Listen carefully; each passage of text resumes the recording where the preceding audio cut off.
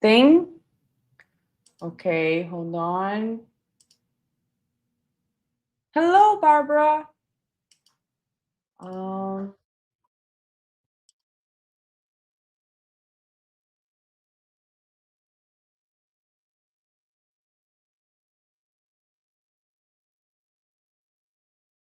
Sorry, guys. Can you hear me now? Let me know if you can hear me. Oh, good. You can hear me. Great. Yes. Welcome. Happy Saturday. Good afternoon, everybody. Tonight, we're going to be watching the cross examination of Ashley Benefield, who is on trial for shooting her husband, Doug Benefield, in November of 2020. She is using the defense of Stand Your Ground, Florida Stand Your Ground defense, due to allegations of domestic violence. So we have watched the direct examination last night. Let me know if the sound is too loud or something.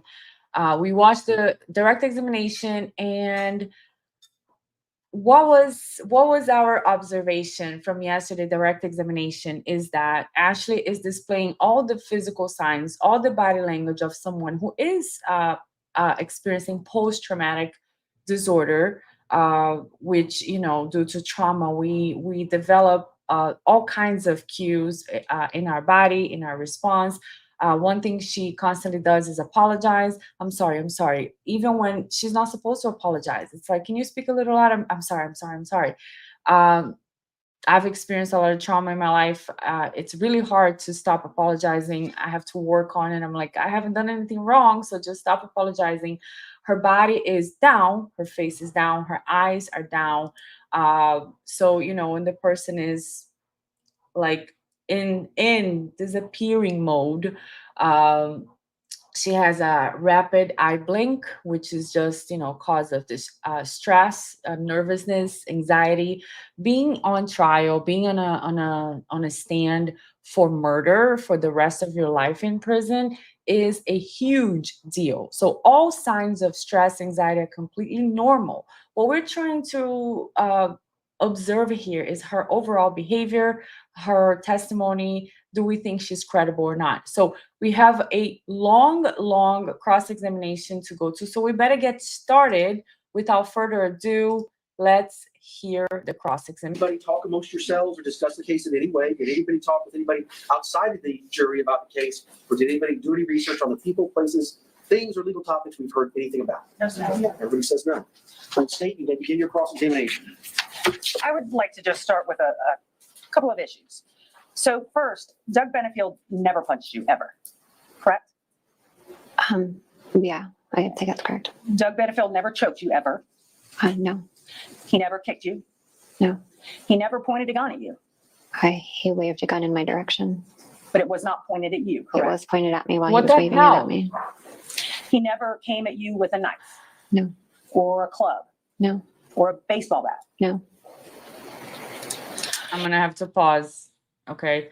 First of all, hello everybody. I'm gonna say hello to each of you soon, but it's already starting in a bad way, in my opinion, for the prosecutor, because okay, let's say she's lying. Fine, there's a possibility she's lying, but even if you believe your case 100%, you weren't there.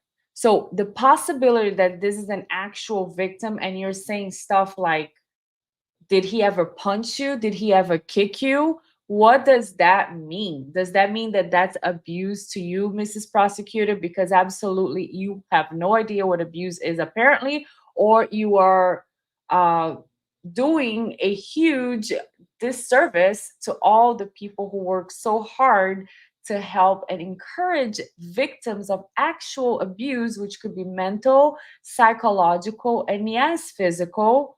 But sometimes the physical is the last one to show up, and people are suffering for years and years and years in an abusive relationship. Here comes the prosecutor. Well, did he ever kick you? If he didn't kick you, then why are you saying you were abused? So you know what, don't like the beginning, but let's keep an open mind. Let's go. So there are 30 years difference between you and Doug, correct? Yes. And you got married after 13 days. Yes. And you spoke with him about, or organized with him about starting this ballet. Yes. And all of the money for the ballet came from him or investors, right? My mom also funded a part of the ballet. You didn't put anything into it. Money. Not from my account, no.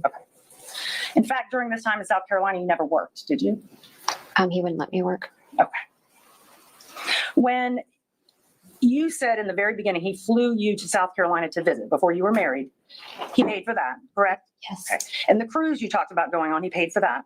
No, He didn't. he did not pay for the cruise. No. Okay. Yeah, he paid for my friend to go, but I had already paid for my mom and I to go. So Okay. So he paid for your friend to go, yes. and he did not go with you. Oh no. Mm-mm. Hi, Barbara. I want to ask you about the text messages that the defense talked to you about. It's going I to felt be like Defense Patty Exhibit Perry. 3. I'm going to hand it to you. Hi, Karina. Good to have you guys. Good to have you guys The here. entirety of it on a spreadsheet that I'm going to put up, which is State's Exhibit 99. So this is a great guy, right? He never kicked you. He paid for your If we friend's could dim the cruise. lights, please. What a cat.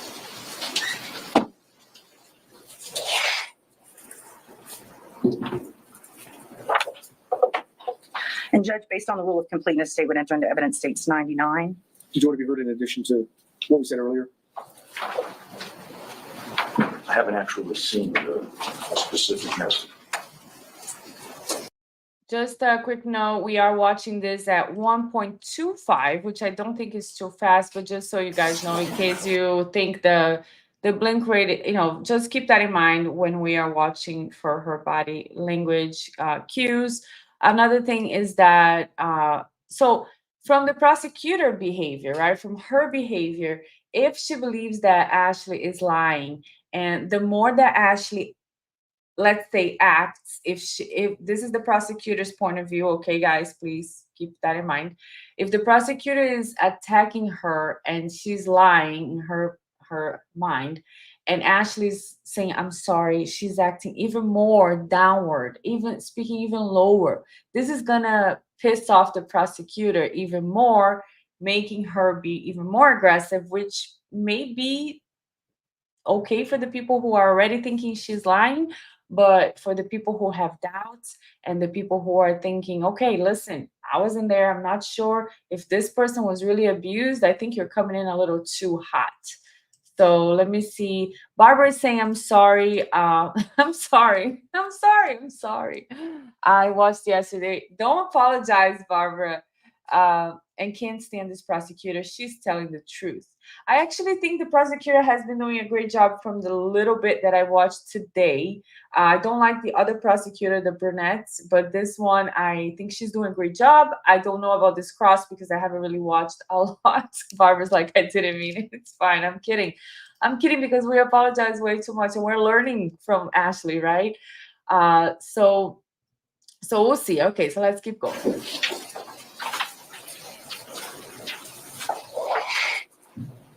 Let me know if it's too loud. It is? Okay, so let me turn it down.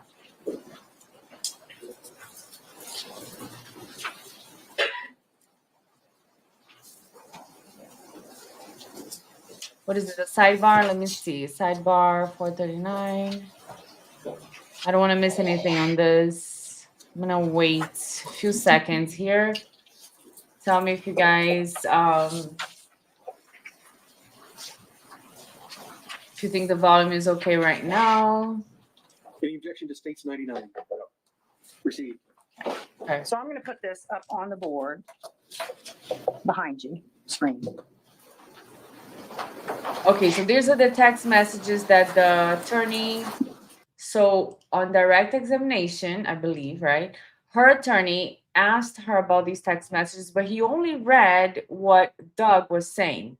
Oh, I'm in a murderous mood. If I could, I would kill these people. They're bothering you, and all of these things. So apparently, these are text messages when Ashley went to a cruise without Doug, and apparently somebody was either bothering her or talking about her, and she mentioned that to him on the text, and he was like, "Oh my God, I can't believe this. I wish I was there too.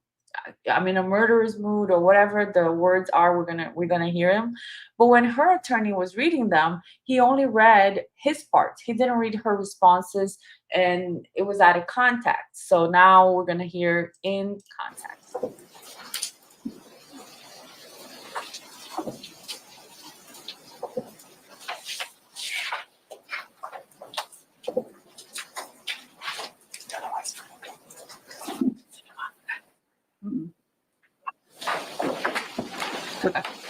Trying to get it to come up on the screen.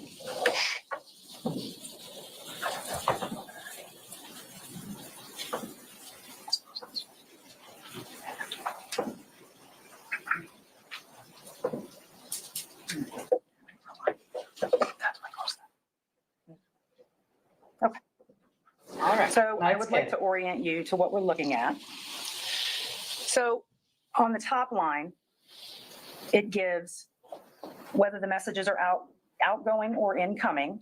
That would be the third, fourth column that we're looking at. And what I would like you to do is read the body of these as we go through. I'm going to expand it so you can see it. And if you could just read these for the jury. Oh, okay. One part is just looking at Renee. Who is that from you or from Doug? Who is Renee? Does anybody know It's from Doug to me. who Renee is? So from Doug, one part is just looking at Renee. Okay, go ahead. I'll tell that part to start. The day I met her, I felt her before I saw her. Oh. My ex-husband lived to argue. Renee and I maybe Thank you, argued 5 times Karina. in 15 years, and even then ended up laughing. Smiley face. I'm a clown at heart and love people being happy. That seems like a hard act to follow. Baby. Like always being armed. Yes, my love. And the outgoing messages are you or Doug? Ben is the owner. It looks like outgoing is Doug. Yeah, outgoing would be from Doug. Judge, can we see the date for reference of the messages? It's up on the screen. All right, relax, prosecutor. What's up with the attitude? Calm down. Now, okay. Go back to the text, please. I need to read the text, please.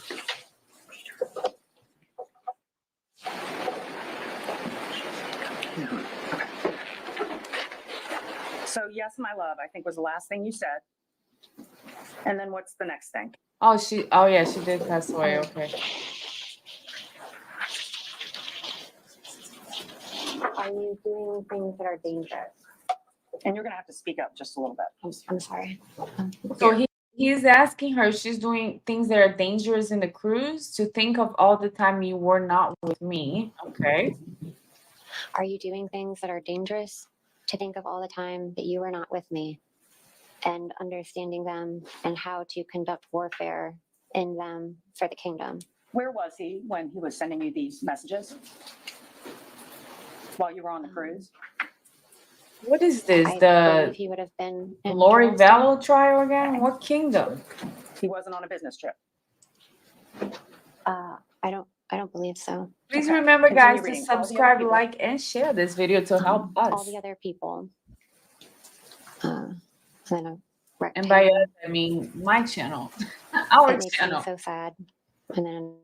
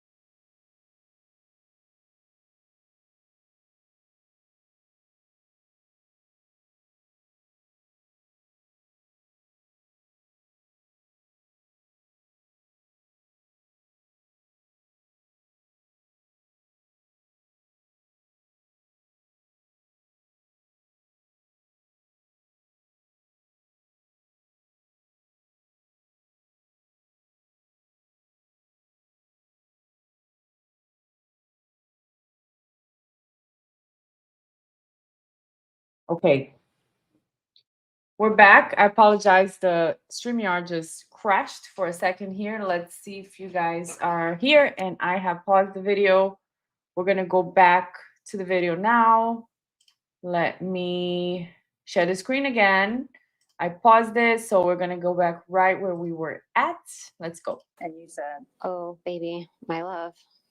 Yes. Like that night. I'm sorry.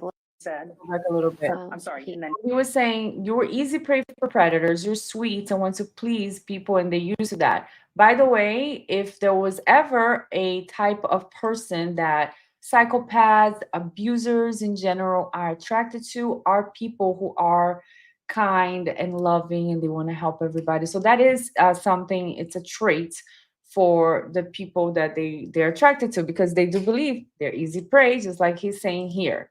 So then he said, he said, then, I okay. desire to exterminate them. So she's saying that. And then I desire to exterminate them, and holding back is a challenge. So why is she saying that he's easy prey for predators? All right. So, okay, correction here. Apparently, she said you were easy prey for predators. You're sweet and want to please people. And then she said he's saying I desire to exterminate them, and holding back a challenge. So yeah, that is definitely a red flag for somebody who speaks like that, right? I desire to exterminate them. Very powerful, very profound words. Them and holding back is a challenge. They are rats that should be removed. and you said, Oh, baby, my love. Yes. Like that night. Like last night. Just the jerks arguing near you about put me in a sheer murderous mood, but I was stuck and I couldn't defend you. I said, thank you, baby, but I was okay. He said, what could have been a fight, etc. Only you being with me will over time remove images in my head. It is same, and knowing you were taken advantage of in my mind makes me explode with anger to take them out. God made you for me. And I So okay, so there's definitely red flags here, right? Just so we learn for the future, so we don't fall into these situations, right? I have personal experience with somebody who was what do we call him? A narcissist. With a personality disorder narcissist, not like just the regular narcissism, okay? So I've been through all the gaslighting, all the love bombing, all of those phases that we go through. And two things that catch my attention here. One is when he says, I wish I could have defended you, just knowing that there was a fight next to you put me in a murderous mood. I wish I could exterminate them. These are too much, right? This is a huge red flag. Normal people don't talk like that, don't react like that. So if you're starting a relationship or starting to date somebody and they start speaking like that, oh, I can't believe that guy did that to you. One time I remember it was the beginning. It was like the few first days that I was talking to this guy, and some guy, older guy, was like hitting on me or something. He said the same thing to me. I wish I could do something like this guy, is bothering you. And I thought, oh, how great. He wants to protect me. What a beautiful guy. But no, it's a red flag. And then the other thing that is another red flag for me here is him saying, God made you for me, kind of like very possessive in a way, because it's not very normal in the context, right? He's saying, no, you were taken advantage of, makes me explode in anger. God made you for me. It wasn't like a loving, like, oh, God made you for me after getting to know you a little better. said, yes, baby. He said to enjoy the beauty he did craft on earth. I see Renee as Eva's mom, not my wife. It is strange, but can you pull that back up? he said it is strange, but there is no emotional connection. I said, well, I'm glad. I just wish I could see it that way. And you said, I'm glad. I wish I could see it that way. Were you talking about being jealous of his relationship with Renee? I guess you could put it that way. So at this point, is Renee still alive? Is that what's happening here, guys? I know we both have a battle to fight in our minds. He was sitting on the mantle in the background. So she's I'm jealous of the crazy, I know. deceased wife? Okay. But it just killed my heart. I know I see you in my mind with a bad person with your legs spread and a shitty person choking you out. That haunts me. I love you and I never want to hurt you. I'm sorry. Rectangle. Now I'm going to mute this.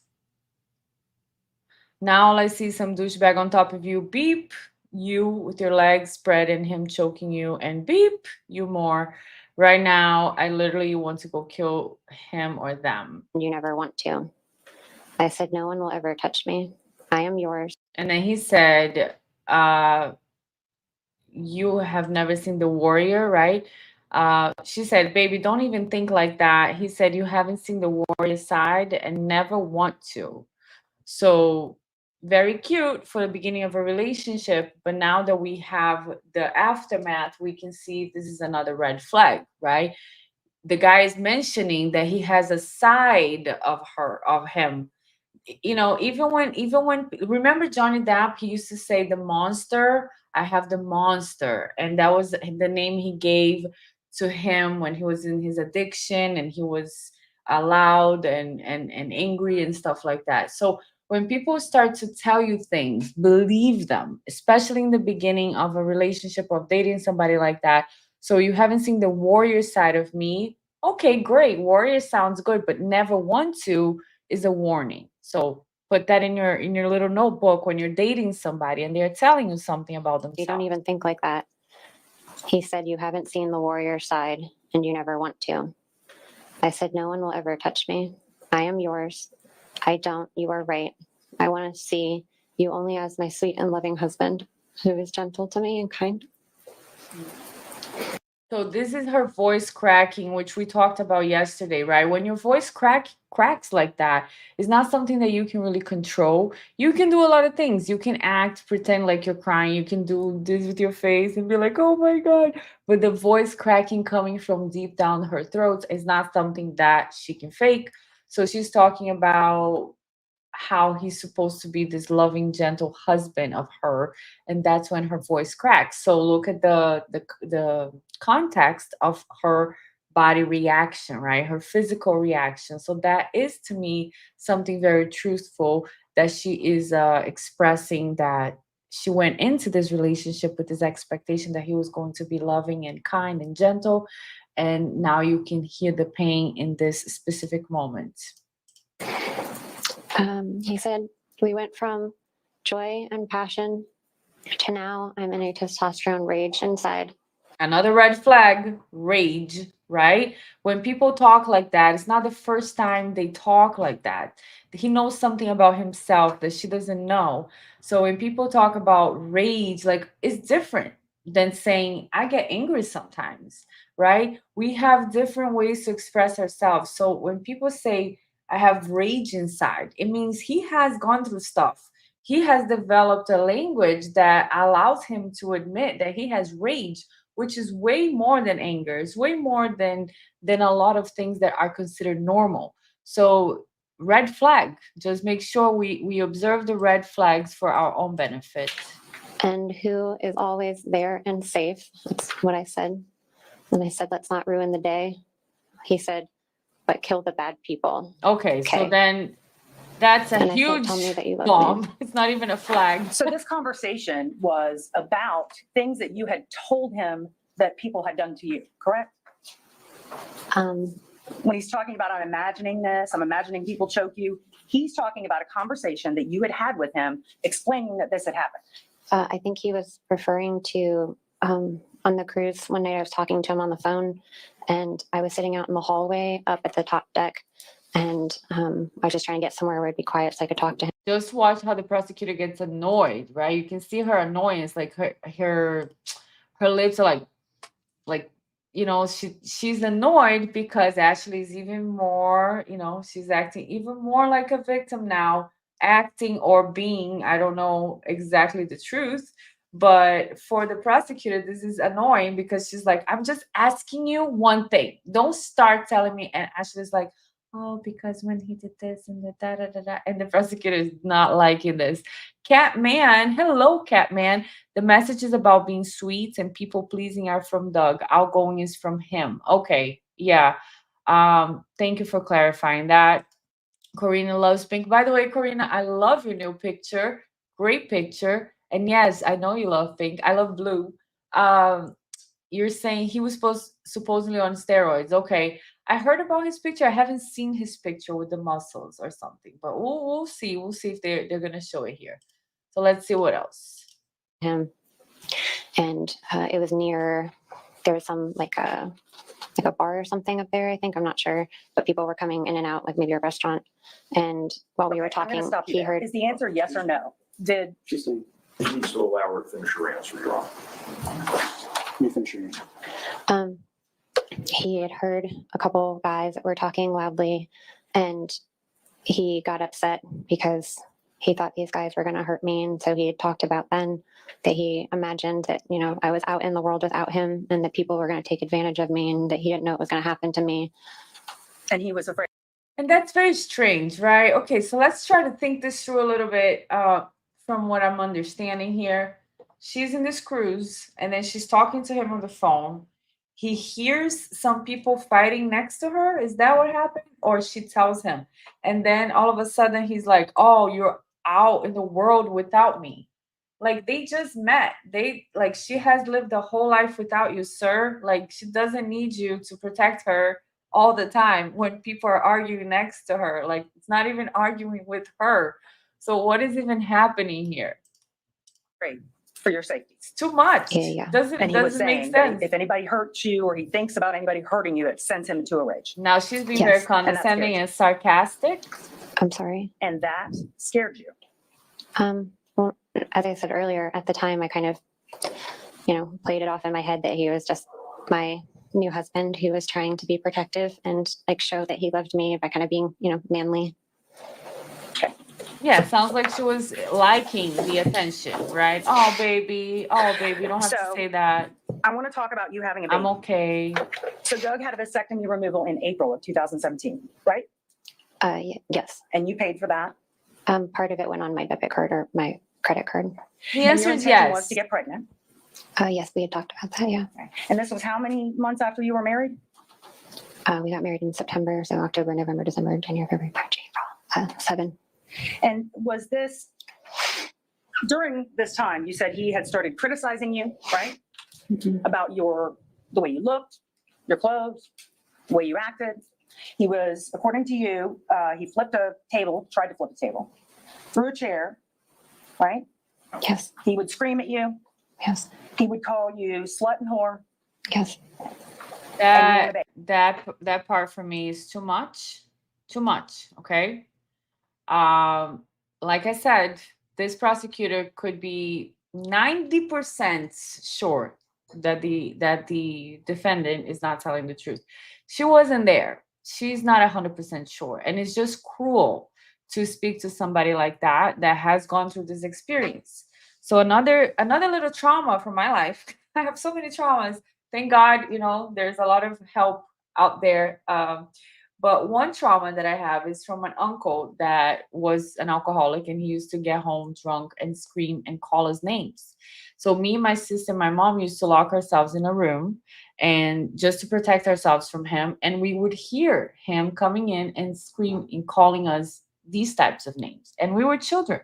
So for somebody, this prosecutor, to be saying that in this tone of voice, again, to this defendant is very cruel, in my opinion, and it's unnecessary, right? She doesn't have to use those words. She can do it in a classier way, which I think it would be better for her as well, to get what she's trying to get. But calling the defendant these names in this tone, to me, is unnecessary. Baby.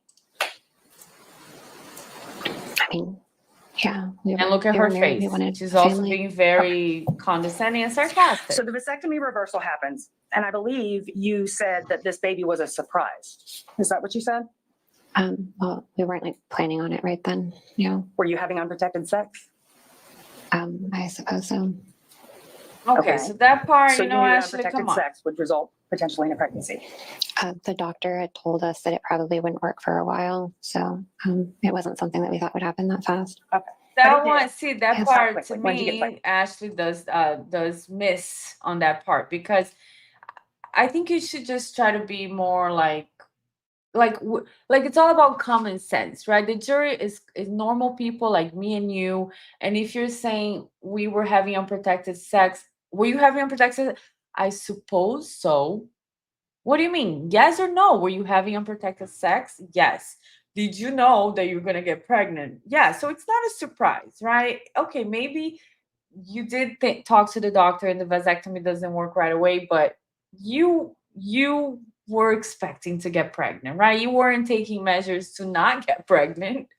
You were an able-bodied woman, perfect age for babies, and then you're gonna say it was a surprise. Come on, guys, that's not how it works, by the way. Karina, how can you not be planning for a baby when you pay for your husband's vasectomy? It was a surprise. I'm like, I don't know what happened. He reversed the vasectomy, or is that what you call it? And then I paid for it, and then we were having unprotected sex, but then all of a sudden a baby comes. Catman. I think the guys in the cruise were probably being loud and rowdy, hitting on her, cat calling. He got jealous. But how did he know about that? Was he on the phone with her, or did she text him that? Did he overhear? I'm just curious, because his reaction was like over the top. For, if you're in a public place and people are doing things, or okay, some guys are hitting on me, all I'm going to say is, listen, I'm married, just leave it alone. I don't know. It was a little bit too much. The words, the rage, the murderer's mood was a little bit too much for me. Lady Libra, hello. How are you tonight? This beautiful Saturday. I have a friend that had a reversal, and the doctor says it may not work. So that may be what she meant by surprise. Yeah, sure. I understand her. I understand. It's just like, I don't know. I understand her side of it. It just doesn't look good for the testimony, because it's like, okay, 2 + 2 is 4, you were having, it wasn't like, oh my god, it's a surprise. I think she could have added the comment from the doctor, but not say, I suppose I was having sex unprotected. What do you mean you suppose you were? Were you or not? Catman, those explicit messages about imagining her being hurt were a huge red flag, like he was trying to scare her into ever leaving his side. Yeah, exactly. It's too extreme. And that is a big red flag for any type of emotional abusive relationship. There's this book called Psychopath Free, fantastic book, saved my life. And it talks about that. Anything extreme, right? It comes from people who are not healthy. They're not all there, and they have tendencies of emotional abuse. It's a preparation, like Catman is saying here, is that preparation is all psychological preparation. First comes the love bombing, then it starts with the ignoring and just criticizing, like she's saying, she's the perfect victim. If everything she's saying is true, she's the textbook. Okay, so we're here to watch everything, but textbook. Then he started ignoring, then he started criticizing how I look, how I behaved. Textbook abuse. That's it. And then he's telling her all these extreme things that he's capable of. Of course, not directed at her today, directed at these people that are bothering her, but in the future could be you, darling. But right now she's receiving it with what? The attention that we get from love bombing. She's receiving it. Oh, this guy is doing he will do all these things for me because he loves me so much. I feel so special. Unfortunately, that's how we feel when we never have experienced that before. Now, if somebody tries to love bomb me, I'm like, oh my gosh, block. Stay away from me, sir. But when I first experienced it, I was like, wow, this guy is really into me. Look at this. He's calling me my love in the third date. This is great. Karina is saying that is a controller's behavior. Yes. So let's keep going. And the prosecutor is like, oh, I'm gonna get you. She is ready. Um, Her face is just like, I don't believe a word July. you're saying. And right around this time is when you say the incident happened where Doug threw a gun at a wall, He threw it at me. shot a gun at the ceiling. I think you made several allegations, correct? Yeah, he admitted to it, I guess. What were you arguing about? So the prosecutor again, a lot of things she does, like for example, oh, you allege your allegations again. That's great. It's great language use because over and over she's not wasting any space. The prosecutor is using those to remind the jury she's just alleging this. Okay, she's just alleging this. But now she got caught because Ashley very smartly said he admitted to it, even though that's not what the prosecutor was trying to get, right? And also the prosecutor, then something I don't like that she does is the sarcasm in the offensive acts supposedly Doug has done. Oh, so he was like waving, he threw a gun at the wall or something, like he shot a gun at the ceiling. Really, what else did he do? Did he ever punch you? Did he ever kick you? That I will never forget that she said it like that, because gosh, this is terrible for people who are actually experiencing any type of verbal psychological abuse. To hear that type of comment from a prosecutor is horrible, because then you're going to think, oh, maybe I'm not being abused because he has never kicked me in the face or put a knife in my chest. So don't ever go with what this prosecutor is saying, because she's just being extreme trying to win her case at a high cost. So if somebody's watching this and they're actually going through abuse and going through mental abuse and psychological abuse, please know that there is help. There's things that you can do, places you can go for help, and there are people that will share their experience with you and that will help you get through this, because nobody should be mentally, psychologically, and physically abused. You don't have to be physically abused to be going through abuse. So with that being said, let's read one more comment, then we'll go back to the video. Catman, the prosecutor was so condescending. Even if she doesn't believe her, she's telling every domestic violence she's telling every domestic violence victim watching, it doesn't sound that bad. Sends a message that no one will ever believe you. Yeah, that's exactly what I'm saying, Catman. We're on the same page. And the I've seen it in my childhood. I've seen it with my father. I've seen it with my uncle. I've seen it. Okay. And it's awful for the woman. I remember being in the police stations, and this is in Brazil. It's like not as organized as it is here. Okay, this is in Brazil, third world country. We had police. We sat in the sidewalk waiting for the police. My mom. I experienced it with my father. I experienced it with my uncle, and it's awful. The victims experience, and having to tell the police, and having to have people believe you, and then having to go back to that, and then having to do it again. So like you're saying, even if the prosecutor doesn't believe her, there is no need for her language and her condescending and sarcastic tone. So okay, let's see more. I think Eva was part of it. I don't specifically remember. And wasn't it true that you had a problem with Eva and you thought she was disrespecting you at that time? I wouldn't say I had a problem with Eva. There was a lot of tension in the house, but yeah, there's a lot of things going on that Okay. were not ideal. You knew she was 15. Yeah. And you knew she had just lost her mother tragically to death. Yeah. And you were how much older than her?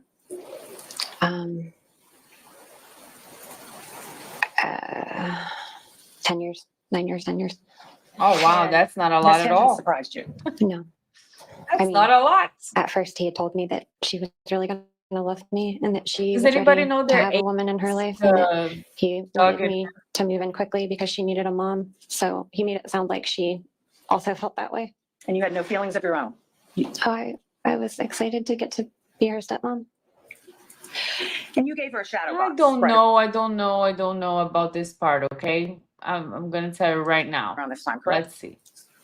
For Christmas, so it would have been in December. All right. And what was the shadow box?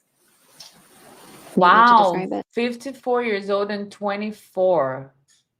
24, that is really young. First of all, that's really young to get married, right? We don't know anything when we're 24. I'm not going to tell you guys how old I'll be this year. It's coming up. It's a big one. I'm not going to say it. Don't even think about it.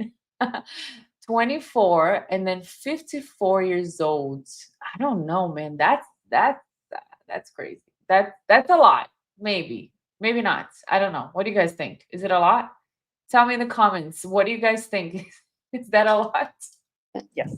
It was like a small picture. It had like deep sides and like the glasses at the front of it. And there was a sand dollar that I had painted and decorated. 13 days. That's the same, Put it Karina. on like a black Oh, the cardstock. girl walked out. And I wrote Oh, a she saying on it walked that out. said something about how like you can be strong through the storms, and that Ay, ay, seashells ay. are beautiful things that come out of storms.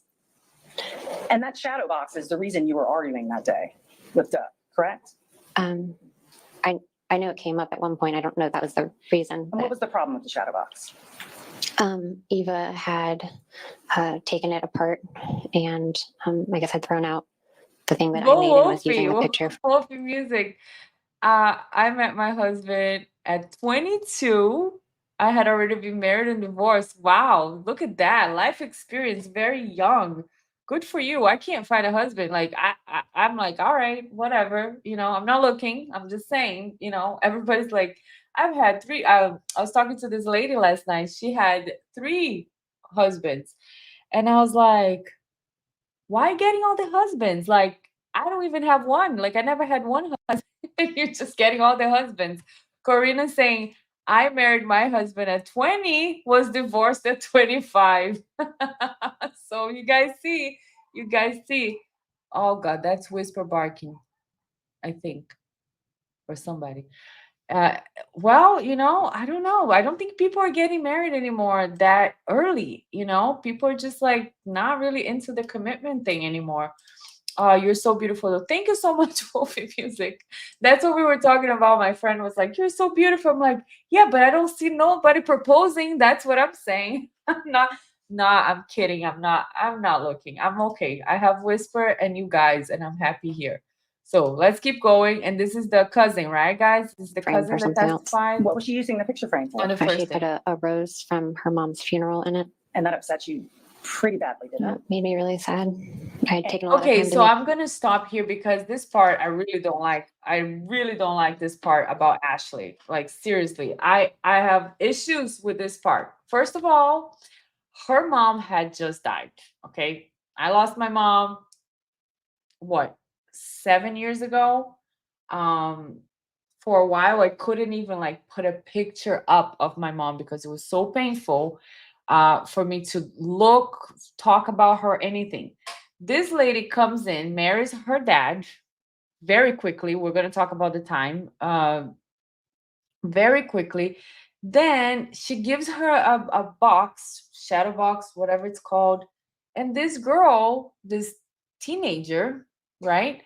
It's like, oh, I'm going to put a rose for my mom's funeral here. So she took something very special to her and put it in the thing that Ashley had given her, which is a very special, beautiful thing. Her reaction, Ashley's reaction, is inappropriate. IMO, in my opinion, inappropriate reaction because it's immature and it's also strange. Like, what are you talking about? Like the girl is using something you gave her to honor her mother. She's not like throwing it away in the garbage and being like, who are you? You're not my mother. Why are you giving me stuff? Get out of my house. No, she's actually making it more special. And you're throwing yourself on the floor, throwing a hitsy fit. Is that what you call it? I don't get it. Let's see what you guys are saying. I wonder how long Sassafras Griffin with my accent. Sassafras. I wonder how long Ashley and Doug lived in the same house. It sounds like less than a year. Karina says you find true love when you're not looking for it. Okay, so I gotta stop looking for it. I say I'm not looking for it, but sometimes I do look for it. So I'm like, okay, stop looking. Karina, they never told Eva that they had got married either. So that part I did see. I think she's gonna talk about that. Or no, that was in Eva's. We're gonna cover Eva's testimony another day. I can't do it tomorrow because I'm going to Peanut Island in Florida. We're going to take a 3-hour boat ride, me and my friends. It's going to be awesome. Awesome.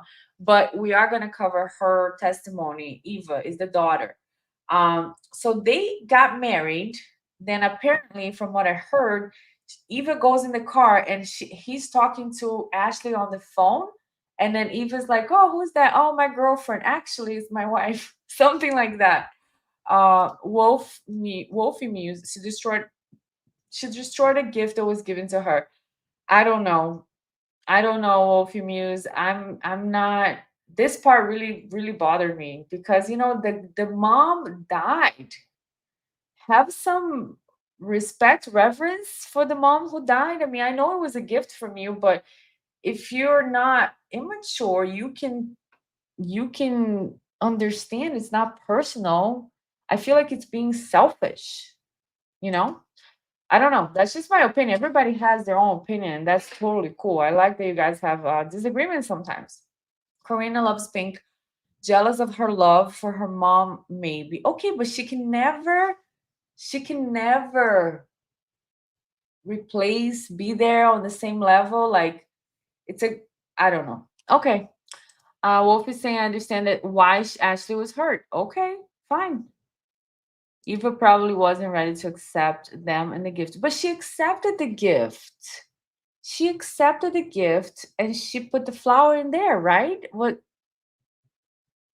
you guys are saying she destroyed the gift. Okay, so let me keep watching because maybe I'm incorrect here.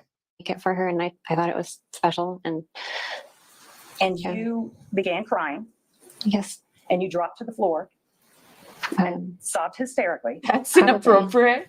You were so upset that she put her dead mother's rose in the shadow box. There you go. She put a rose in right. it. It wasn't that. It was that she took it apart. I mean, I would have bought her another. What's a shadow shadow box? You went to I'm gonna Doug Google this. and said it was disrespectful that she took this apart. According to Doug. No, according to you. You went to Okay. Doug and said, she's acting disrespectfully. You need to handle her.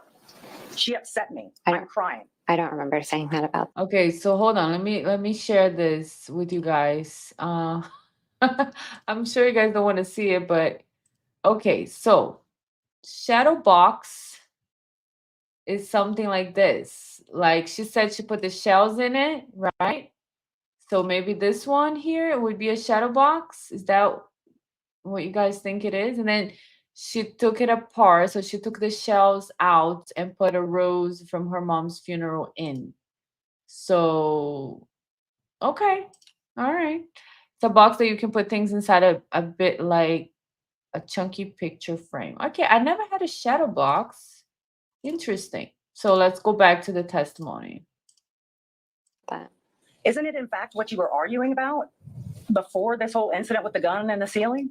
Is this relevant as it relates to the daughter? Can you approach, please? Yeah, it sounds relevant. It sounds like you want to know about her relationship with the daughter, which is relevant. The whole household dynamic is relevant. Okay, let's see how long is this gonna be. 4:57. Yes, Okay, you're going to the bank and going to do some other errands. I believe so. And the entire time you're upset about this shadow box. I don't distinctly remember that, but the argument kind of came from there, I guess. And in fact, it wasn't an argument, right? It was you being upset. Well, he said that like life was out of control and he couldn't deal with the people at home and he couldn't deal with the people at the ballet. And he felt like everything was just too stressful and he was upset with everybody. And didn't he ask you to stop? I'm sure at some point. And you didn't stop I guess not. for the car ride? No? Yes or no? I don't remember. And you kept telling him you need to discipline Eva. I don't remember saying that. Okay. And He said, let's just stop talking about this for a while. I need to think. He was yelling at me. So he's yelling at you, but you weren't sitting there like you are now, were you? You weren't sitting there like this. I guess I was buckled into the car, so I probably would have been sitting further back. And you didn't stop. And then you get home, you're still arguing, correct? He was still yelling at me, yes. And you're not yelling at all. And the fact that he had a gun with him when you continued to argue in the house was because he grabbed the gun from inside the car to bring his items from the car into the house, correct? Definitely has a lot of excessive blinking. Even though we're doing 1.25, it's actually better for us to watch, right? We see her eyebrows raised with the forehead furrowed, which, it's a negative emotion when these two things are combined in a micro expression. Her face, you do see her lips trembling, which is a sign of, you're about to cry or something. So this part does seem very accurate that she is being distressed, remembering this negative emotion. So maybe from my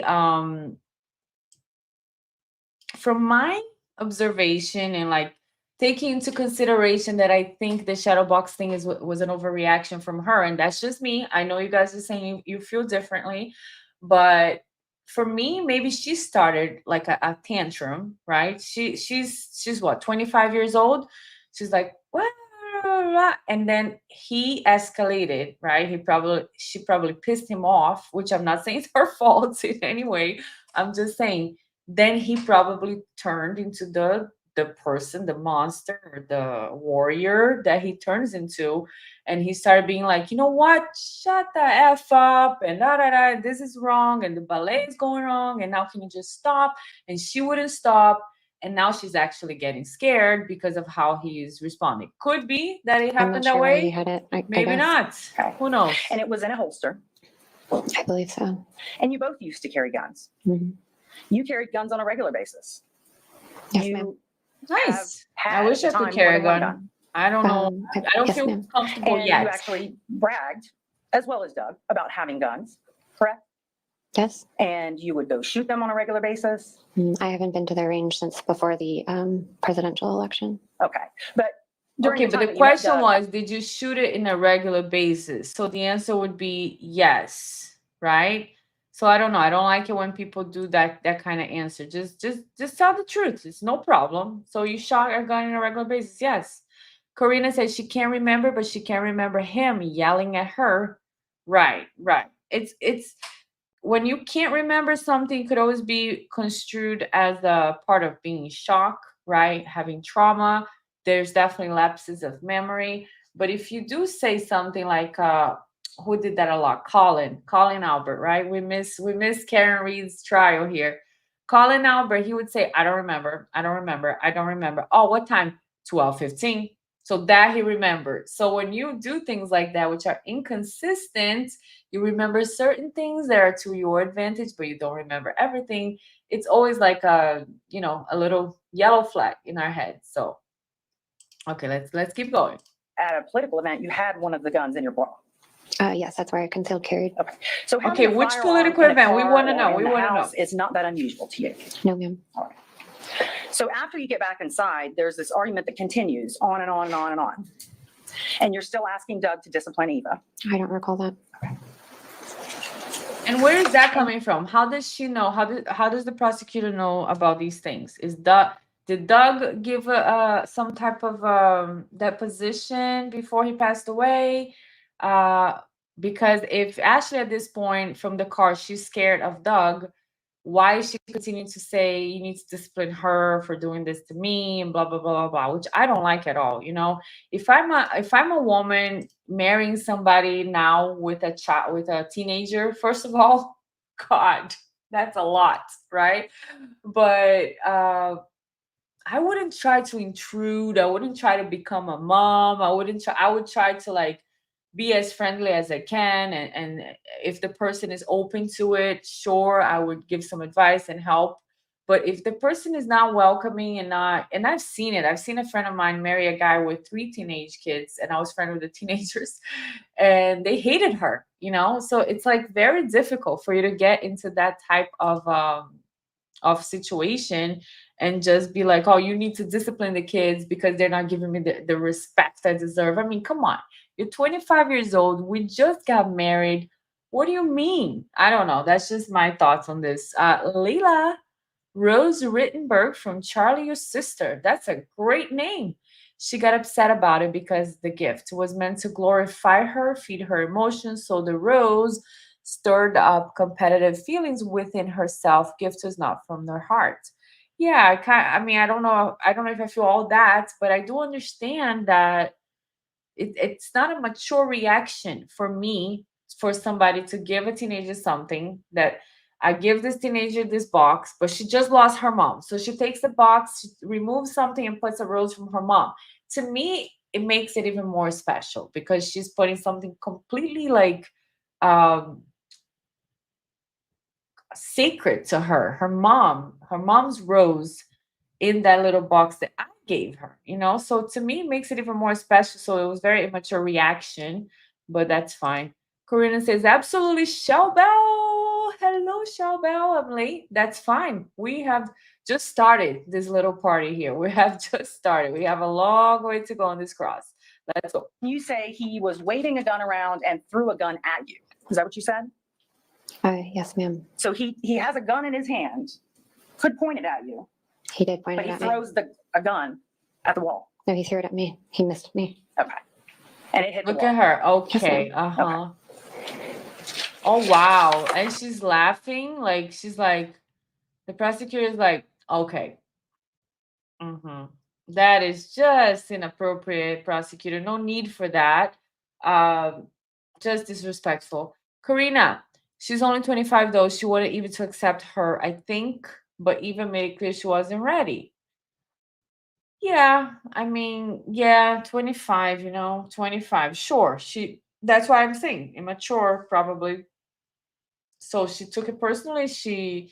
But from me, like from my perspective, being somebody who is a lot older than 25,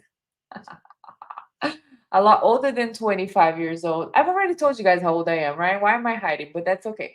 From somebody who's a lot older than 25, I see it as selfish. But okay, when I was 25, maybe I would have reacted the same way. Prosecutor seems disrespectful. I agree. Yeah, very, very sarcastic and condescending when she's talking about somebody possibly throwing a gun at this victim. Even if she doesn't believe her, what about the other people? We know more when we're 40. Not yet. Almost a few months for me. But yeah, we definitely learn a lot. And now it's just beginning. Life just begins when we are approaching this beautiful age. But yeah, like imagine the other people who are in abusive relationships watching this prosecutor say, oh, so he threw a gun at you. Uh-huh. He threw a gun at the wall. Uh-huh. Mm-hmm. Great. Inappropriate. Not needed. When was this? What was the date of this argument? I believe it was the end of June. 2017. Yes, ma'am.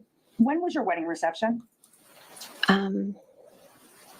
It was shortly after that, maybe like a week or two later. I don't remember specifically. Okay. So even though you'd been married before, you were now having a wedding reception. Yes, when we got married, it was just the two of us. And at this wedding reception, you had a lot of guests come. I'd say maybe a dozen. My friends and family came. And they're dressed up. Yes. You're in your wedding dress. Yes. Okay. And I'm going to show you State's Exhibit 10. I want you to tell me what this is. Or I'm sorry, it's 100. I want you to tell me what this is. It's going to come up behind you. What is this a picture of? That's a picture of Kevin, Christy, me, and then Doug. Okay. And is that a picture from the wedding reception that we just talked about? Yes, ma'am. I'm going to show you State's Exhibit 101. What is that? That's a picture of me and my friend Christy. And is it at the same wedding reception? Yes. And State's Exhibit 102. What is that? It's a picture of my friend Laura and me, and then my friend Christy. And this is also at the same reception? Yes, ma'am. Okay. State will move into evidence, States 100 through 102. And your point is, The objection? prosecutor? I'm sorry, I missed it. Any So objection she to has a states picture where 100, she's 101, smiling, 102? okay? Received. Thank you. And in states 100, are you scared here of Doug? No, I would not say no. You said on direct examination that around this time you were living the nightmare. Those were your words, correct? Yes, ma'am. Okay. Were you living the nightmare here? Oh, no, not at that moment. No, that was a very nice day. How about at this moment? She Oh, answered it very was a good well. day. She's answering very well because this is a typical, also like textbook, okay, textbook saying it was a good day. So when you are under abuse, mental, physical, whatever, you know people have good days, right? When people are, especially when you have an alcoholic, an active alcoholic or addict in your life, you understand that they're not going to be drunk, high, abusive 100% all the time. They're going to have good days and bad days. And maybe on the good days, they're going to show a nice person. They're going to treat you well. I remember my uncle taking us to restaurants, me and my sister, you know, having snacks, having a great time. But I also remember when he was abusive and we had to hide from him. So congratulations, Wolfie. That's amazing. That's amazing. One day at a time, one day at a time. So, you know, absolutely. Like, so when you have a picture of yourself smiling, it doesn't mean that everything is great in your life. Okay. I remember when my mom passed away, and it was a tragic way that she passed away. And maybe 2 weeks later or something, we were having an event party, and I went to the party. Okay. Somebody in my family said, I can't believe you went to a party. How could you go to a party 2 weeks after your mom died? I was dying. I was in so much pain, and maybe that was a distraction for a few hours. I didn't do anything. I was just sitting there, and I was still suffering, but people judge because it's like, oh, but she looks like she's smiling. She was smiling. So that people, come on, we should know by now that nobody's going to post a picture on Facebook or a video of them crying. I was crying today. I went to mass at 4 o'clock, and in church during the final part of the mass, I started crying my eyes out. And I was going to mention this when she's crying, because I had a long sleeve dress. I had to go like this with my dress, because my face was leaking, my nose was leaking, my eyes were leaking. I was crying, you know, I was uncontrollably crying. I had to take some deep breaths to stop when the mass was ending, so that people didn't see my face all smudged. So now I'm smiling. So who knows, right? Let's not judge people from the way they look and the way they seem to be in a certain moments, because there's that saying, right? Be kind to people, because we don't know the wars, the battles they're fighting, right? And we're not going to advertise our battles. We're not going to advertise our battles. So Catman, I agree her reaction was over the top, but I think she was upset that Eva threw the shell away, not that she put the rose in it. Yeah, okay, I get it. I get it. The shell was part of it and she threw it away. So that makes sense. Wolfie, me and the Hubs both, I'm on his account. I'm on his account or his act. No, it was not all butterflies and unicorns. I get it. I get it. Yes, yes, yes, yes. I'm coming up on 8 years in September too. So I understand it's not all roses and sunshine, but it does get better and it's definitely worth it. Life is good. Layla, so sorry for your mom, about your mom. Super sad. Yes, it is, but she's good. She's with God, you know. I know there is a better place for us with no suffering. A bunch of animals and a bunch of animals. I imagine heaven being a place that I can swim with the dolphins and the sharks, and they're not going to eat me, and I can just hang out with all the animals.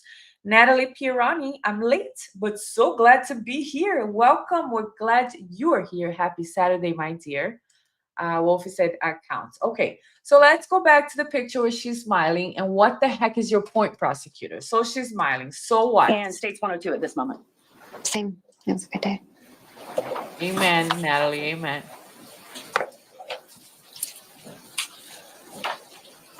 So you get pregnant and you decide to move in with your mother. So when do you decide to move in with your mother in Florida?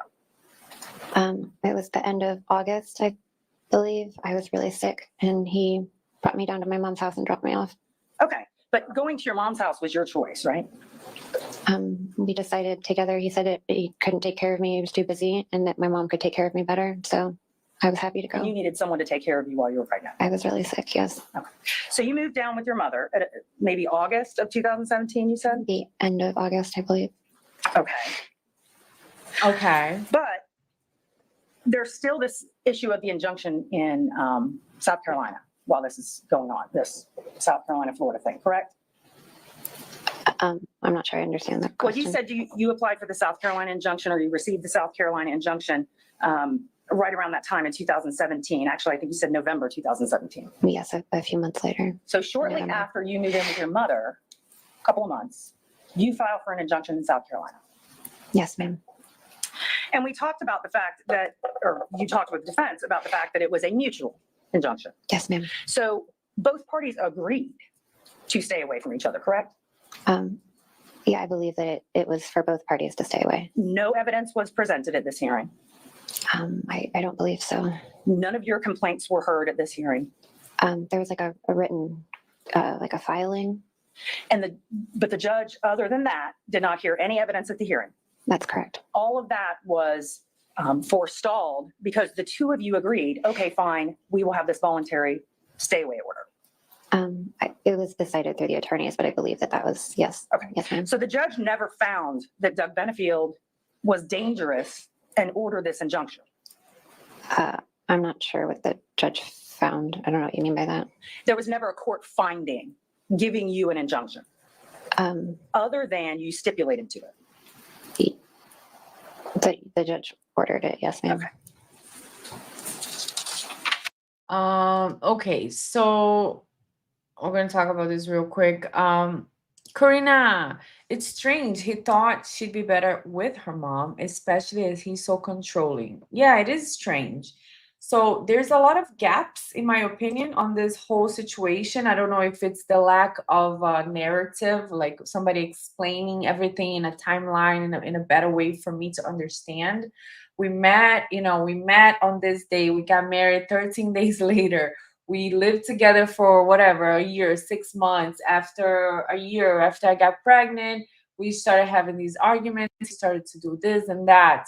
Then I got sick in my pregnancy. I was 6 months pregnant. I went to live with my mom. Something that would make more sense for me to understand how his behavior also escalated. But okay, I'm still voting not guilty at this point because not only do I believe there's a possibility, a strong possibility she's being truthful, yes, but I also don't believe that the state has proven anything beyond a reasonable doubt. You have to go through both situations, right? But in a perfect world, if she was the one having to prove everything to us beyond a reasonable doubt, which she doesn't, there would be a lot of questions, a lot of gaps in her testimony, a lot of things I don't understand. So, just putting it out there. But okay, she goes to live with her mom. She's sick. He doesn't want to take care of her because she's sick. Then she tries to put in this, she files this. So a couple of things she filed. She filed domestic violence injunction, denied. Then I guess this one they canceled.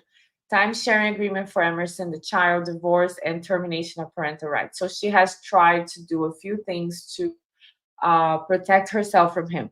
And I was just reading the domestic violence injunction because I didn't know what that was exactly. So it could be a restraining order. It could have a time limit. It could be a restraining order from cyber communication. It could be a specific type of protection from the abuser.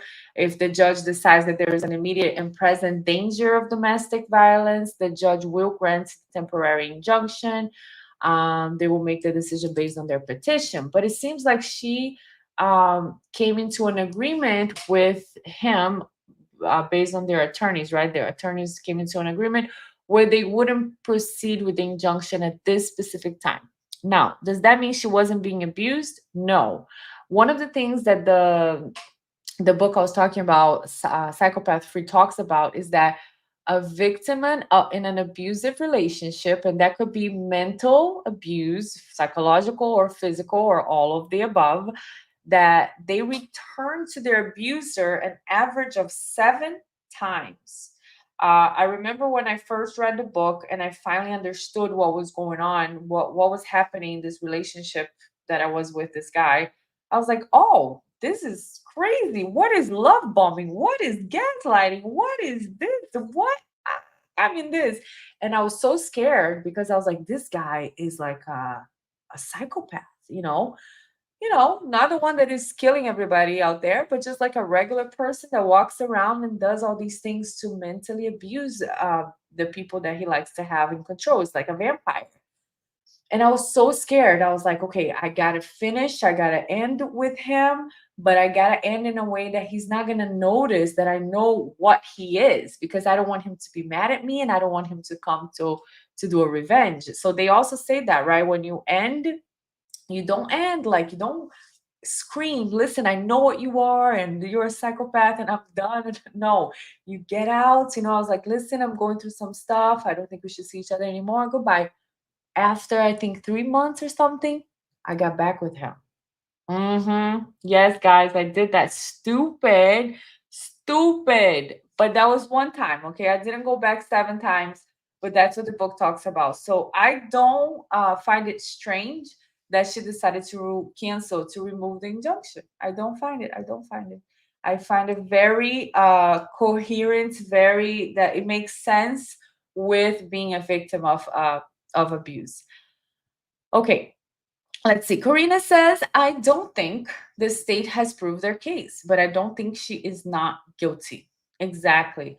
Well, but then you would have to, Karina, because for you to find her, wait. So if you don't think she's not guilty, you would think she's guilty. But for you to vote, if you were in the jury, right? We're not in the jury, so we can think whatever the heck we want to think. But if you were in the jury and you found the state did not prove their case beyond a reasonable doubt, you would have to vote not guilty by, the standards, the law. But yeah, I'm thinking there's things going on. Maybe she did have also a side of her. I don't know, but yeah, I don't think we're there yet. There's a lot to go. Wolfie Muse, I don't think Doug wanted to take care of her. Most men would thrive. Some see it as a burden. Yeah, especially somebody sick, pregnancy sick, throwing up all the time. I can't eat. I can't do this. I can't do that. Maybe the guy was like, listen, I signed up for a ballerina, like a full of life 25-year-old, a bombshell, and this is not what I had in mind. So go with your mom, and then when you're better and you're all hot again, you come back to me. I don't know. I think some guys may think like that. I don't know. Chrissy B. Hi, Chrissy B. Good to see you here. Like a bully, too. Shalbell, what they don't mention a lot is the ballet company that they started together. Yeah, so I saw a little bit of that today. I was like, this is a very interesting trial now for me. So I'm probably going to have to watch the whole thing. So I saw a little bit of the cousin testify on the first day, and he was talking about that Doug had to sell some stocks and some other assets to be able to have liquid funds to help her open this ballet company that they started together. Shabelle, she goes to the ballet company when she went to live with her mom. Well, but if she was extremely sick, like she's saying, that makes sense. Karina says, yeah, she lost interest when she got pregnant, it seems like. Shabelle, the dancers were just starting to arrive at this time. All right. We'll see what more they say about this. Let's see where we're at. And this injunction, actually, part of it says that neither party shall harass or threaten or do those types of things to each other. Yes. Right? Okay. So then after you're in Florida, you get a package that you say was in violation of this injunction. And it's a birthday present, right? I'm going to Yes. think It's a tea set. after this part Among of other tea, things, yes, okay? ma'am. And you like It's tea. 1.5. I like drinking tea. Yes, We'll ma'am. go back You to drank the tea normal all the time with her. later. Yes. And you opened this tea and you claim that it smelled so strongly that you automatically rushed it to the sheriff's office. I didn't specifically sniff the tea. It was when I opened the box. The whole contents had a very strong chemical smell. So you immediately rushed it over to the sheriff's office. No, ma'am. I immediately sealed it up and I left it in my garage. For how long? I don't remember specifically. It was like maybe a day or two. I don't remember. It was a little bit longer than a day or two, was it not? I don't remember. So after this time goes by, you take it to the sheriff's office and you claim that this was a violation of injunction. Right. It was. Yes, ma'am. And you also claim that this was all part of Doug's poisoning scheme to poison you and your unborn child. Hazmat informed me that there was toxic I don't want to hear what chemicals someone else told you. I want to hear what you Oh, claimed. That this was part of his poisoning of you, now. planned to poison you. Well, based off of what I was told, that was the Yes conclusion or I no, came to. ma'am? Yes or no? What, according to the way you felt, this gift was a part of his plan to poison you. It concerned me. Yes, Okay. ma'am. Now that's pissing the prosecutor off. Like when she keeps saying, yes, ma'am. And she goes even deeper into the victimhood, which could be true or not, but that's probably pissing off the prosecutor. She's like, yes, ma'am.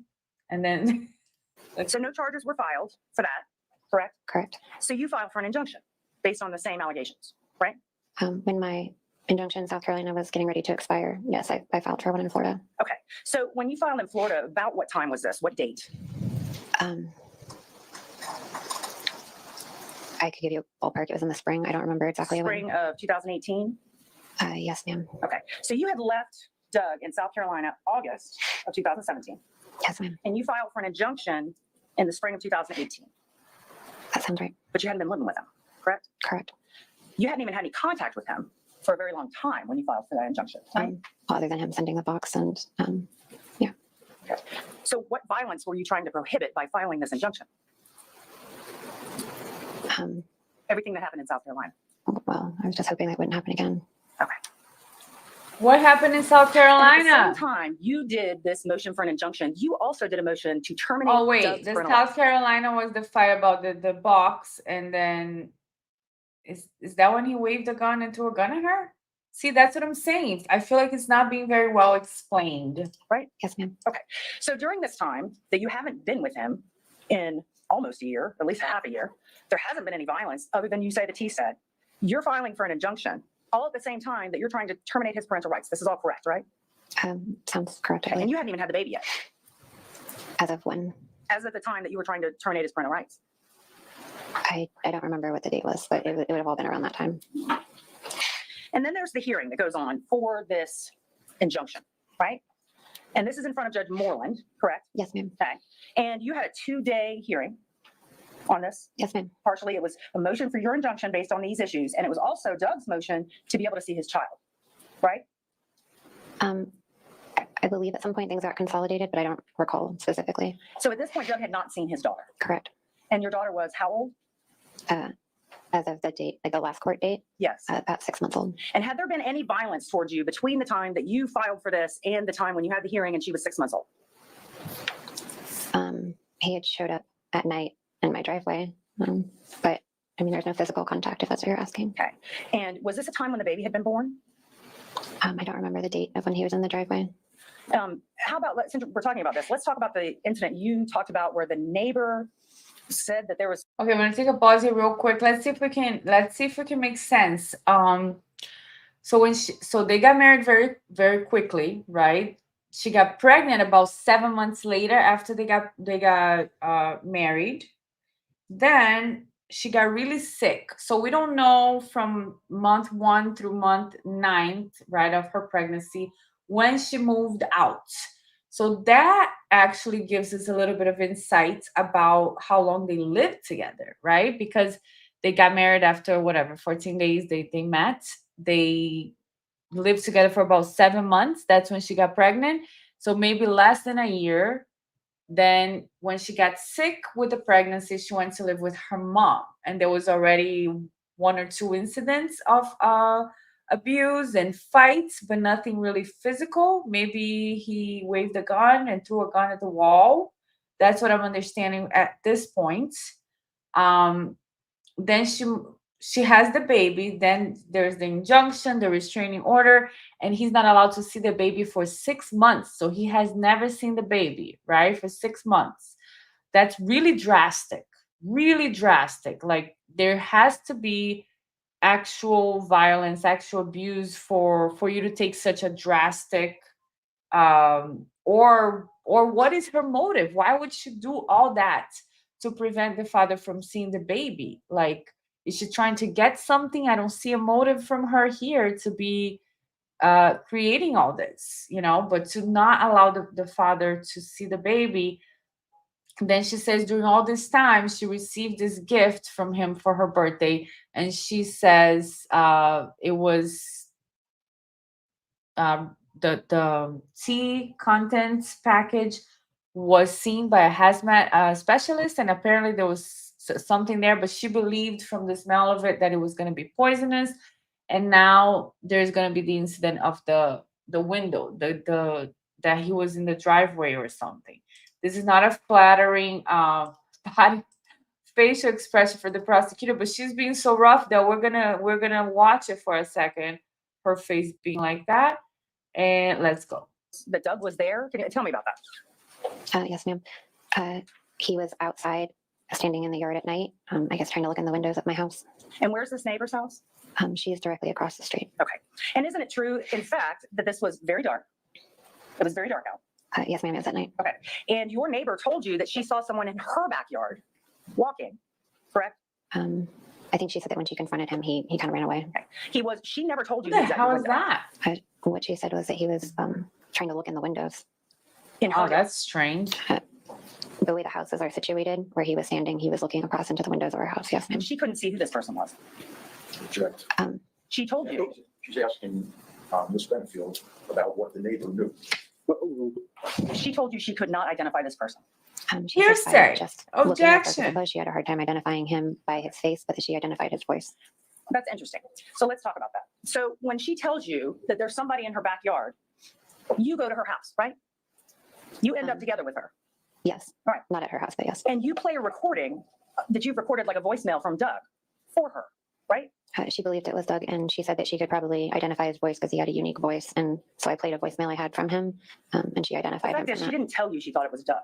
You just asked her if it was Doug. I believe she contacted us and said that there was a strange man looking across into our windows, and she was freaked out, and she wasn't sure if it was him.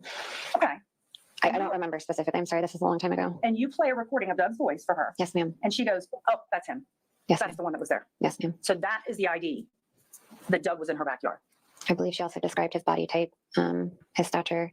She said he was wearing a baseball cap, which he often did. So I think that was probably Don't a part lot of of it. people wear baseball caps? But she was allowed to. So Ashley is doing really good as far as responding to her condescending tone, because she's actually continuing the story. She's continuing her narrative. She's adding details to it. She's not being confrontational towards the prosecutor, who is being confrontational towards her. She's not being defensive. She's just saying, actually, there was also the clothing. Actually, there was also this. And this is pissing the prosecutor off even more, because she's like, dude, her mind, right? The prosecutor's like, you're not a victim. You're lying your ass off. And I don't believe a word you're saying. But Ashley's doing really well at holding herself up and just, explaining to her, listen, like, if anybody had said, oh, I heard a voice, and you're like, was this the voice? Like, was this the voice? Because you're freaking out. You're talking to your neighbor. You think this guy is stalking you. She's going to talk about maybe there were times that she saw him following her car. He had a tracking device in her car, and that is a fact, okay? Not something that she agreed to it. So that is a stalking thing. It's a control, manipulation thing. So yeah, this guy is freaking. If anybody's like looking in my window, I'll be like, hey, what the heck is going on? First of all, there's a sign in my window saying armed. So if you're looking in my window, you're gonna be like, oh, let me get out of here. But so I don't understand. I don't understand this prosecutor's like tone like that. Sure. Before she cuts you off. I've been able to follow along, so I'll overrule at this point. There's a lot of people All right, that are 5'9", right? I like this Okay. judge, by A the lot of way. people that Very weigh good judge. 160 pounds. Yes, ma'am. A lot of people that wear baseball hats. Yes, ma'am. And isn't it true that this person in the backyard said to her, I live around here, I live here? I believe so. I wasn't there for that part, but that's what I believe she told me. Now I want to move forward to 2019. Around this time, Judge Moreland had already ruled that you could not have your injunction, right? She denied it. Yes, ma'am. And that Doug could have immediate visitation with his daughter. She ordered time sharing. Yes. Did you start visitation with Doug and Emerson very shortly after that hearing? Yes, according to the court order. Yes, ma'am. And you decided you were going to go with him on this visitation? I offered, and he said he would be glad for me to come. So yes, I went. That's strange. But before this, we're going to take a quick break to read your comments here. Very strange that as all of this is happening, the injunction is happening, restraining order, removal of parental rights. Then when the judge finally says, no, he's going to see the kid, you're like, all right, I'll come along. I'll go with him. That's a little strange in my opinion, guys. So let's see your comments here. We got Cat Mandy saying the way the prosecutor says, okay, is in that condescending way is so grating. Yeah, I don't think people appreciate that. I really don't. Maybe the only one that I could think of that I was like, yes, get her. It was Amber Heard when Camila Vasquez, the attorney for the defense for Johnny Depp, she was very, she was powerful in that cross-examination with Amber Heard. And we were all like cheering for Johnny Depp. And we're like, yeah, get her. She's lying, manipulative.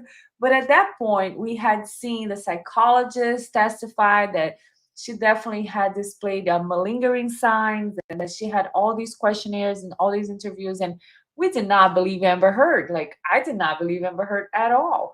But in this case, it's like we still have doubt. A lot of us still have doubt, and the prosecution being so condescending is a little grating, like you said. Shabelle, not a scintilla of evidence of poisoning per previous judge. Okay, I don't know that because all I'm watching is this now, so I don't know about the previous motions, but interesting to know.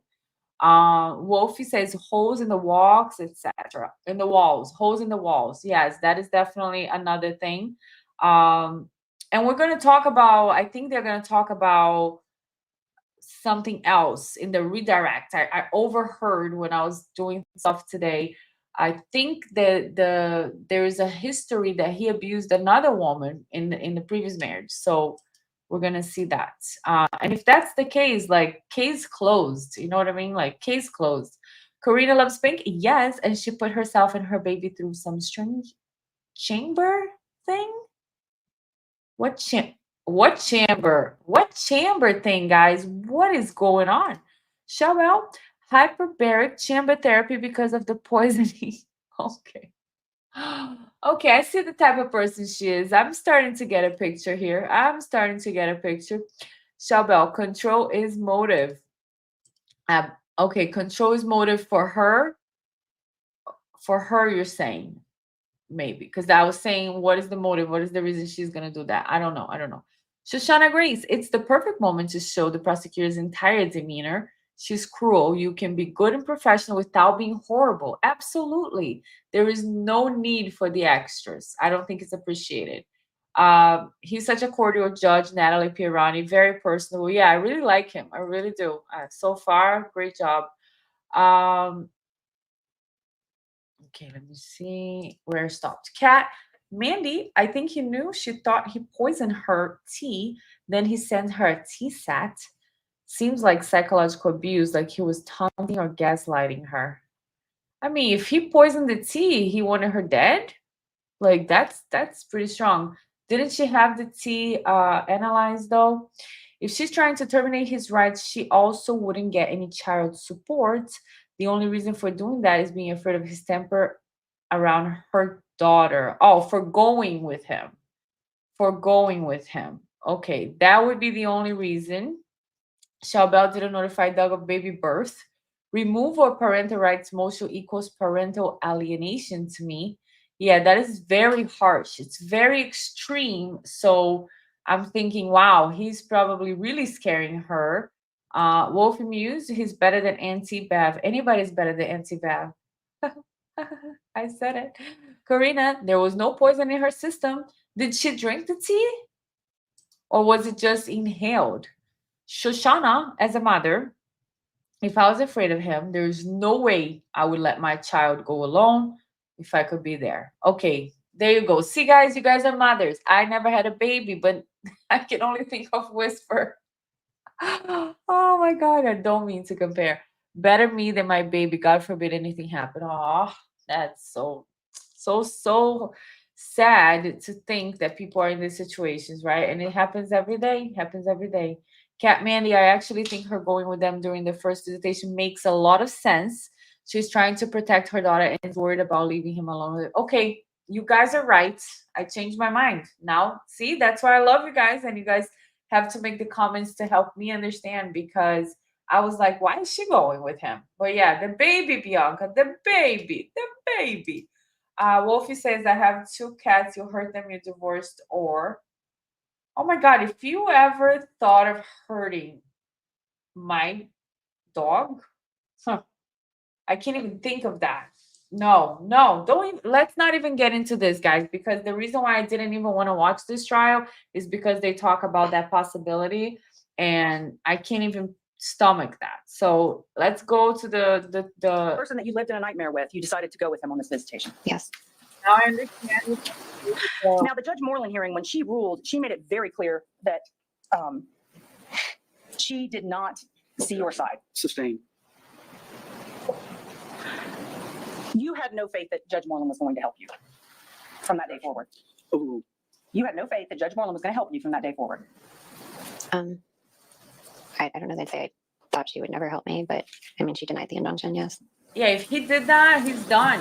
Wolfie, So if you I go was for in the this visitation jury, with Doug, they along with won. him and Emerson, and They that won. began sort of a. I don't I think care Stephanie Murphy called it like a honeymoon I have period no or mercy a happy period for piece. that. Would you agree with that? Yes, ma'am. Okay. So during this time, you spent a lot of time with Doug Yes. and a lot of time with Emerson, Yes. and you weren't scared of Doug at that time. He was being very kind. Okay. So you weren't scared of him at that time. No, I mean, I had things at the back of my mind, but he was being very kind. So then around summer of 2019, Yeah, they can you fake actually it. make They can arrangements fake with it Doug. for He's going to move into sure. your mom's house. He wanted to move in. Yes. You actually agreed to that. Not specifically. He didn't really ask my opinion. He told me. Okay.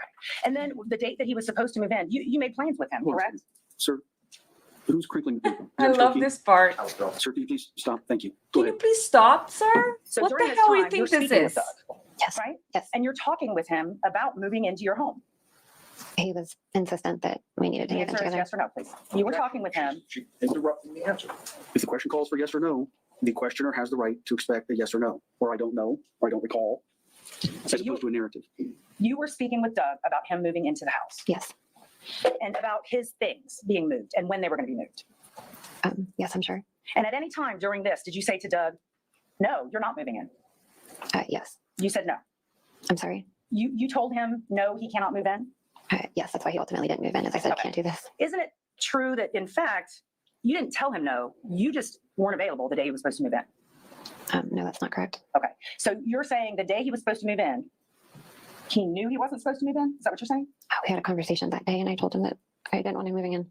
Okay. And then you did not take his phone calls. You would not speak with him. I think the word was ghosting. You ghosted him. I don't know whose word that is, but that's fine. Yes, ma'am. But visitation continued, Yes, ma'am. and you continued to exchange custody of Emerson where? The sheriff's office? Or I believe at the time we were doing the sheriff's office. and sometime around this time, you show up to this visitation with an engagement ring on, right? No, ma'am. Who is Dennis Beatty?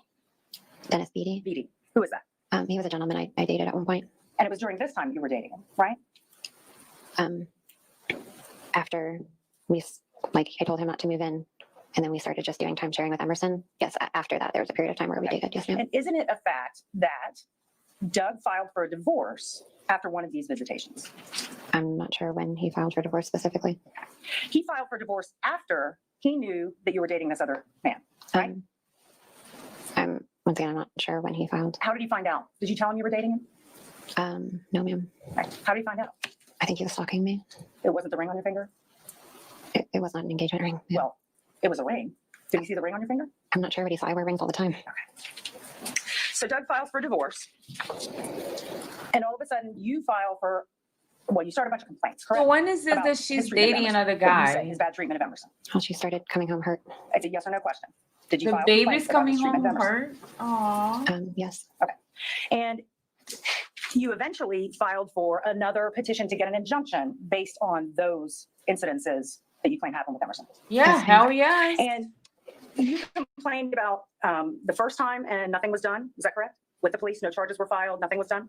I'm not sure specifically what you're referring to The first complaint that was made, about. Emerson and Doug, you agreed that you made allegations. Jack, can we vote? Yes. Oh my gosh. Cat Mandy. Sir, we're trying to hear the rude prosecutor. Can you be condescending? And we want to hear her be condescending and sarcastic. Can you please stop crinkling your paper, sir? Is this somebody in the jury that he said that to? Shoshana is saying, I have pets too. Honestly, not that different from babies. They're innocent and need love for sure. Absolutely. They're so innocent. That's what breaks my heart of this whole situation because there's nothing as innocent as babies and pets. And I love pets so much. So that's why I wasn't gonna do it. But I'm glad we're doing because it's a very interesting trial. And I just try to be like la la la la la la when they talk about that kind of stuff. So let's see. Let's fast forward here. One thing I find interesting, I don't know who is behind her, like from her family, if somebody from her family is here. Let's see. One. I think I'm gonna leave. I'll just wait in this awkward silence because it looks like it's gonna start at any second now. I don't want to like miss info. 10 seconds in. Yes, ma'am. On numerous occasions, There you go. I would say so. Yes. at least 5. Probably yes, ma'am. And during those conversations, you were making allegations that Doug was abusing Emerson, right? I was explaining the injury she'd come home with. I mean, I wasn't there. I don't know what happened. Okay, but you were alleging that Doug was abusing the child. I was concerned after her pediatrician called CPS and said that she thought she was being abused. Are you aware that pediatricians are required to call CPS when a mother alleges that? I didn't allege anything. I brought a video to show her at the appointment, and she called So you CPS. Objection. What's your name? Well, after showing her a video of some behavior, she called CPS and she informed me that I was also a mandatory reporter and that it would be negligent if I didn't also call and make a report. You brought Emerson to the pediatrician specifically for this reason, correct? No, ma'am, she had her checkup. But you brought this up to the pediatrician. At the end, she asked if either of us had any questions. And that's when you bring up, oh, she must be being abused. No, I described to her the behavior that I was seeing and I showed her a video when she came to her own conclusions. Okay. So you spoke to the sheriff's office about that investigation and other investigations, and about the investigations that Doug was abusing Emerson. A sheriff usually comes out with the CPI from Child Protection. And you spoke to them. I mean, they were there when I was talking, I guess, yes. And you were talking, making allegations against Doug, assuming that he caused injuries to Emerson. I'm not sure of my exact words. I was trying to describe to them what I was seeing and my understanding of the situation at the time. You filed a petition for an injunction based on those things, correct? At the advice of my attorney, yes, ma'am. Okay. Whether your attorney advised it or not, you chose to do that, correct? Yes, I followed the advice of my attorney. And you were aware that if you went forward on this injunction, that it was going to be in front of Judge Moreland. Yes, ma'am.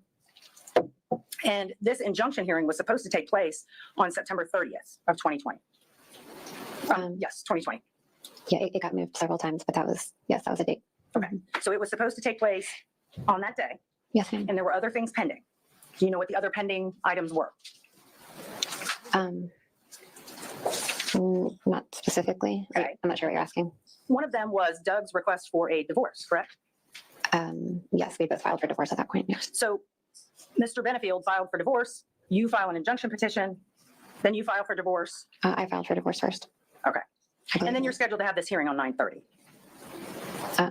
Yes, the hearing was scheduled for 9:30. Yes. And you're speaking with Doug during this time, right? He's I mean, we just heard hi, 200 everyone. and whatever text messages between you and Doug. Yes, ma'am. So do you at any time in that say to him, He looks like he "I'm was gonna go forward sleepy. with this injunction on Wednesday? All right, all right. No, ma'am. In fact, based on those text messages, you were dropping the petition for an injunction? Yes, we talked about dropping everything. Yes. No, you talked about it, but you said you were going to. Yes, ma'am. And that is what the result of the mediation was, that there was not going to be any mediation really because you were reconciling. Yeah, we agreed, I guess, in order to move to Maryland. My understanding, the attorneys were advising us to, if we close things down, that it would make it easier, like legal wise, for us to relocate. So you were telling Doug that's what you were going to do Yes, we were trying to work things out so we could all go to Maryland. Yes. and drop the injunction. That was one of the things.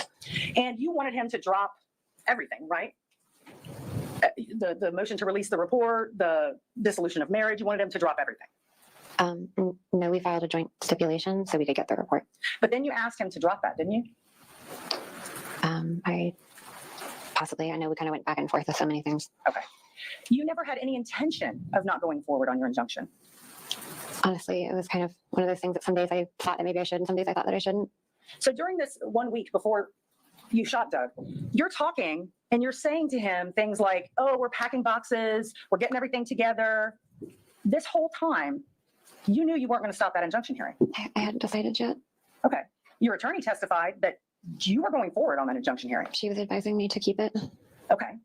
So during this time when you're telling Doug to bring different boxes, bring tape, you asked him to go to Selby Gardens, right? Yes, we all went. I think we got lunch. We brought Emerson so she could play. Okay. And you are having conflicted emotions about whether to go forward on an injunction Yes, ma'am. while you're out having these types of experiences with Doug. Yeah, sometimes things are really good and other times they weren't. Okay. And so how about, let's see.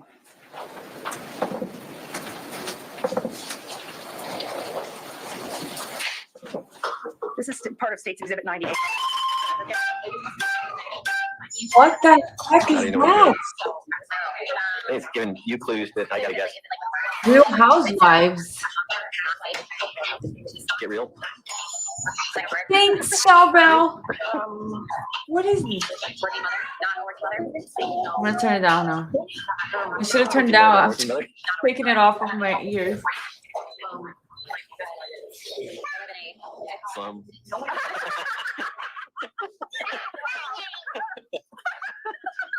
What is this?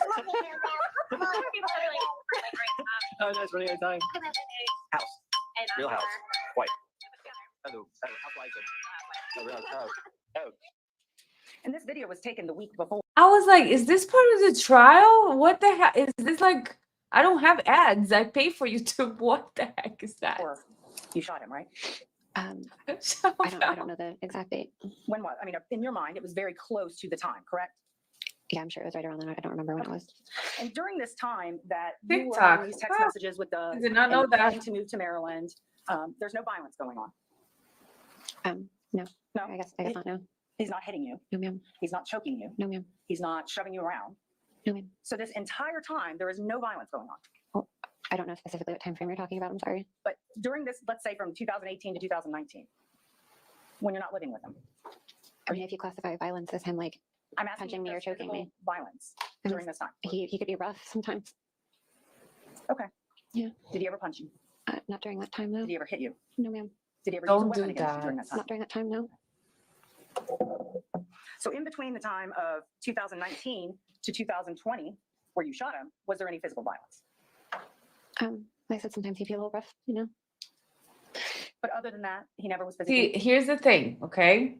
I hate to do this because God forbid, you know, this is all true and I'm being overly critical, but when she sniffs, like, there is nothing going on there. So why sniff? You know, there's no required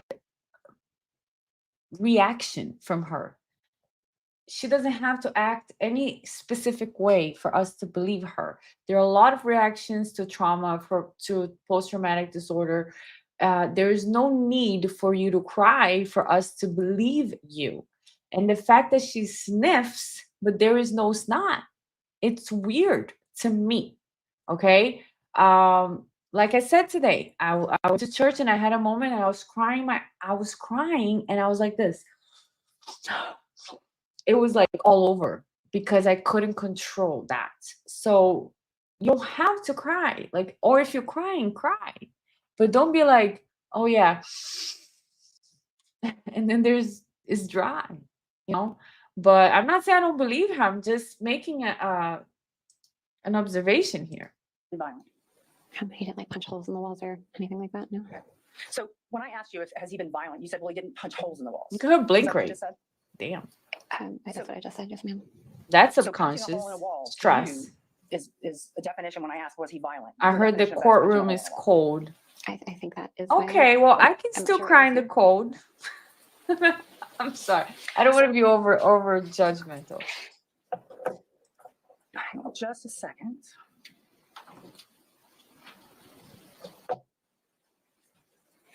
I absolutely agree. I believe he was To the day abusive, that- guys. that I all of this do. I'm happened. just saying, some things are just not necessary This happened on a Sunday, right? for me. Yes, ma'am. And you're moving on, or you have a hearing on Wednesday. Oh, the I cold believe makes your that's nose correct. And you're run. moving right after That's that. true. I think the actual day of move was kind of in flux. Her as soon as it tears changed look 1,000 real times. to You're me. all getting in the car together. Not Okay. together, but you're driving cars together. I to go to didn't see Maryland. the tears I though. believe he was going to be driving the U-Haul and pulling his truck. And I think that my mom was driving her car and I was driving. I'm mine. keeping- You were I'm telling me during that time that an you were gonna move open to mind. Maryland and attempt to reconcile. No, ma'am. Now my head's gonna go to You the weren't telling side. that. No, not in those words. No. Did you hear Dr. Broder testify about that? That he said that when you were with Doug, Objection, yes, ma'am. so you're denying that you ever told Doug that you were wanting to reconcile with him. I said I wanted to find a way that we could do things together as a family for Emerson's sake, and that's why we started doing things differently. He wanted to move back in, together, and I told him that I didn't want to do that. I didn't feel comfortable with that. Did you say that in Dr. Broder's office in front of Doug? No, not in front of him. So when you're with a safe person, a psychologist, you're not telling Doug this. I'm sorry. You're You wouldn't- saying that you told Doug when it was just the two of you that you didn't want to move in together. Yes, ma'am. And you felt safe telling him, I don't want to move in with you. Right? That's what you're saying. Yes, we had that conversation many times. Yes. But you're in front of this psychologist who one would think is a safe environment with Doug sitting next to you. You hear Doug say to Dr. Broder, we are going to Maryland and we are going to try and reconcile. And you don't feel safe enough to say to Dr. Broder, no, that's not what I want to do. I would want to make him look bad in front of somebody else. Okay. I wasn't going to disagree with him in front of anybody. Interesting. So the plan was to load up the truck, get everything done, and then move very shortly after the court hearing, right? Yes, ma'am. And you had no intention of dropping that injunction. So you knew on the day of that hearing, he was going to know, right? I'm sorry. You knew that Doug was going to know that you had no intention of reconciling with him. We had the conversation many times. I think he understood where I was at. Hello. Oh, there you go. Okay. I thought I was on mute. Okay. Again, I hate to do this. I hate to do it because I do believe she was abused. I do believe there's especially mental psychological abuse. And based on his history, I believe this guy is awful. Okay. But at the same time, here she's like, I didn't want to make him look bad in front of people. And she's like, and then all of a sudden she's answering like, oh, like normal again. So in my experience with tears, which is a lot, I've cried a lot in my life. And I do believe tears are healing and crying is healing, especially in the appropriate place, or like with me, it's a lot with God. When I'm in prayer, I cry a lot. It's a way of healing, of surrendering that pain to him. And it just happens differently to me. It could be just the way that I am and other people are different. I can't just like go from that to that in a second. I have to like wipe it, and then my face goes back to normal. Corina says, I always need a good cry to release the emotions. Guys, there is nothing better than a good cry to get in touch with your emotions and release. And now you feel better. You're good to go, Wolfie Muse says, in front of the doctor does not mean you're safe behind closed doors, ma'am. Prosecutor. That's right. And especially if you say something in front of the doctor and then the guy decides to slap you in the face in the house. Why did you say that to him? No. Doesn't mean that. This prosecutor is like looking like she's clueless. But okay to disagree with him when they are alone together, make it make sense. I don't know if she said it like that. I don't want you to move in. Maybe it was like a good day. And she was saying, "Oh, things are so good together. We're doing so well with Emerson.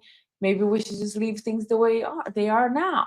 It could have been something very simple like that. But let's keep going.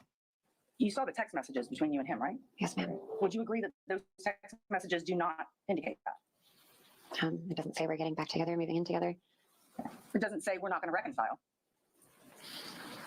I mean, not specifically, no, I wasn't going to argue with him. If you got your injunction on that day, September 30th, how would you have moved together? Speculative. What was your plan if that injunction was Speculative. granted? No question. Objection. Speculative.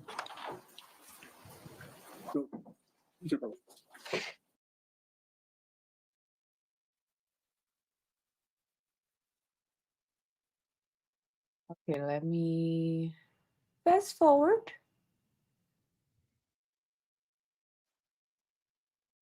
You invited him over Yes. to help you move stuff in the house, Well, specifically stuff in the garage, but yes. stuff in the garage to the truck. Mhm. Right? And he came to your house a couple of times. He came and then left and then came back again. Yeah, I believe he came twice that day. And there is a gate to your community. Mhm. And when he's at the gate, you had to let him in.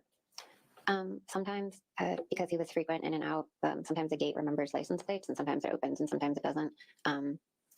Sometimes he would just follow people in. The gate kind of stays open for a while. But yeah, sorry. But on this day, you weren't concerned about him coming over. No, I knew he was coming. Okay. And when he came over, your mother and Emerson went to the bar. I believe they were headed there. I'm not sure. I think they were down the driveway or on the sidewalk, something like that. They were on their way there. You weren't so afraid that you wanted your mother to stay there and watch. No, we were just packing to move. Okay. So you weren't afraid. I definitely didn't expect this to happen. So it was okay with you that your mother left. Yeah, that time. Okay.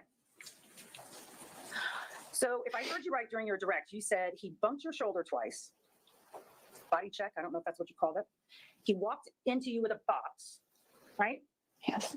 And then at the end, you say he slapped you. He hit me.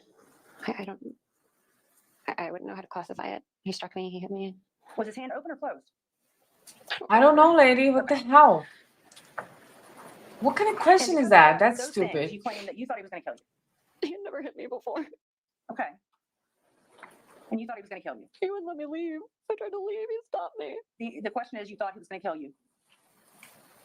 Yeah. Okay. Now, when you were in the bedroom, you decided to get your firearm. And it was where?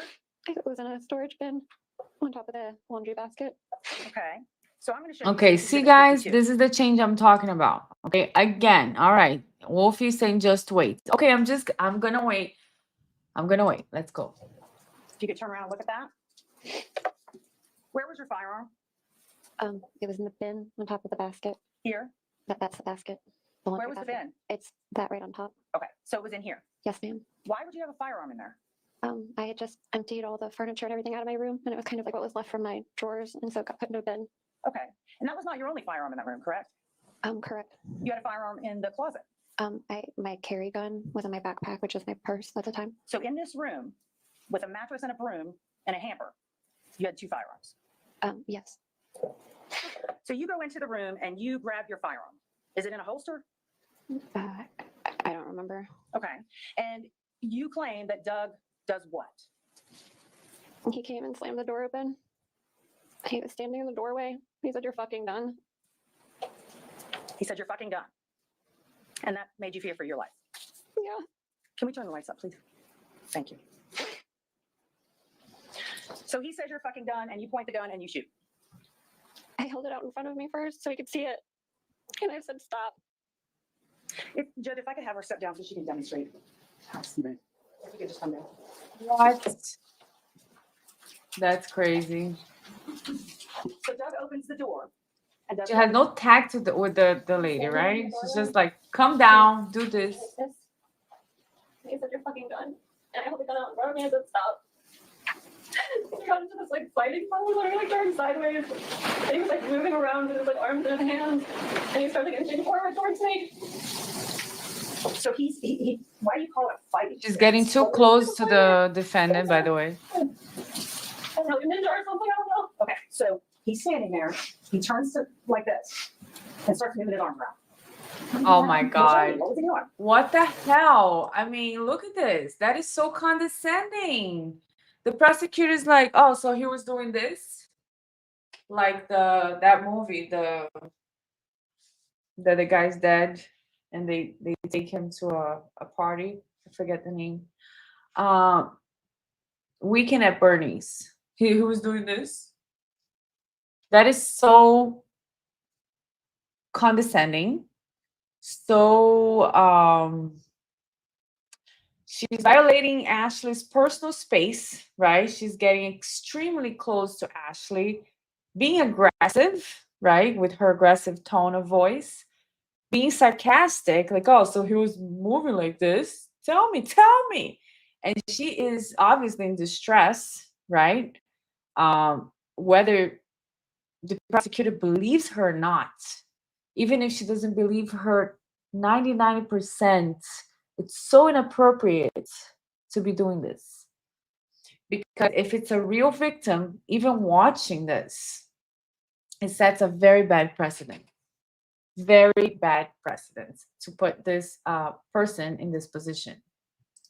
Let's see. Like, I got like this, and he was like making like fighting motions. So humiliating for her. Okay, it was scary. Did he have his hands in fists? Not at that point. They were like, I don't know. Was he coming at you like this?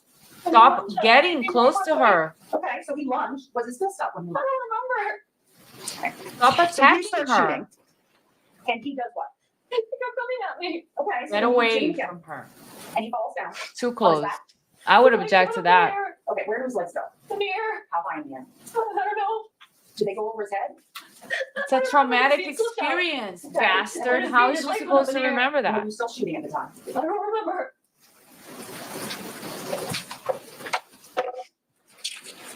You can have a seat. She's shaking, obviously, you know.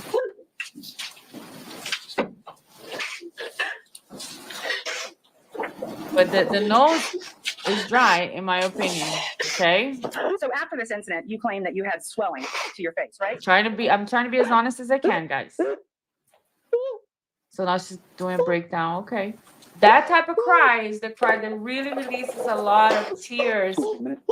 All right, Jerry, close up your nose. Put them on your chairs. Because that is what I Step call out. uncontrollable It's not crying, quite right? enough. When You you're break free, breathing just hard. You don't discuss it amongst yourselves. Don't discuss it with Trust anybody me, I outside know your the cry, jury. Don't do guys. I research know like this you cry. talk.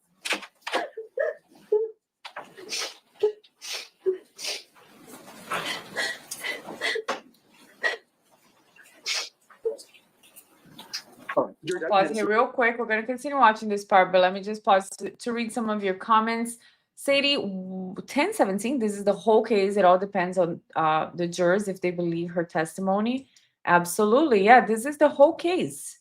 Shalbell, her blink rate is increasing. Yeah, her blink rate was off the roof. Wolfie, my mom is emotionally abusive. Oh, I'm so sorry, Wolfie Muse. It took me 6 years to get out of her house. I was looking for an out. I still get triggered from name calling, etc. It gave me goosebumps. Like if you could see my arm right now, look, because I really know. Oh, the camera's here, Bianca. I really know what that is like. Name calling and certain words and the way that people talk to me. Sometimes I get so triggered. Thank God that you are out. Having somebody in the family is especially difficult because you want to learn how to put boundaries. You don't know if this person is somebody that you have to cut ties with completely. It's very there's a lot of guilt involved because for a lot of people you feel like, okay, this is family, it's blood, I'm not supposed to not have contact with them, right? But I understand what it is to have abusive family members, and it's not easy. It's not easy.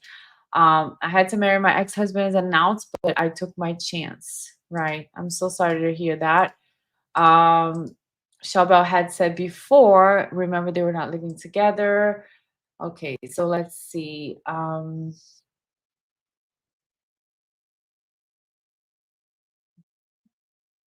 See where I was at with you guys.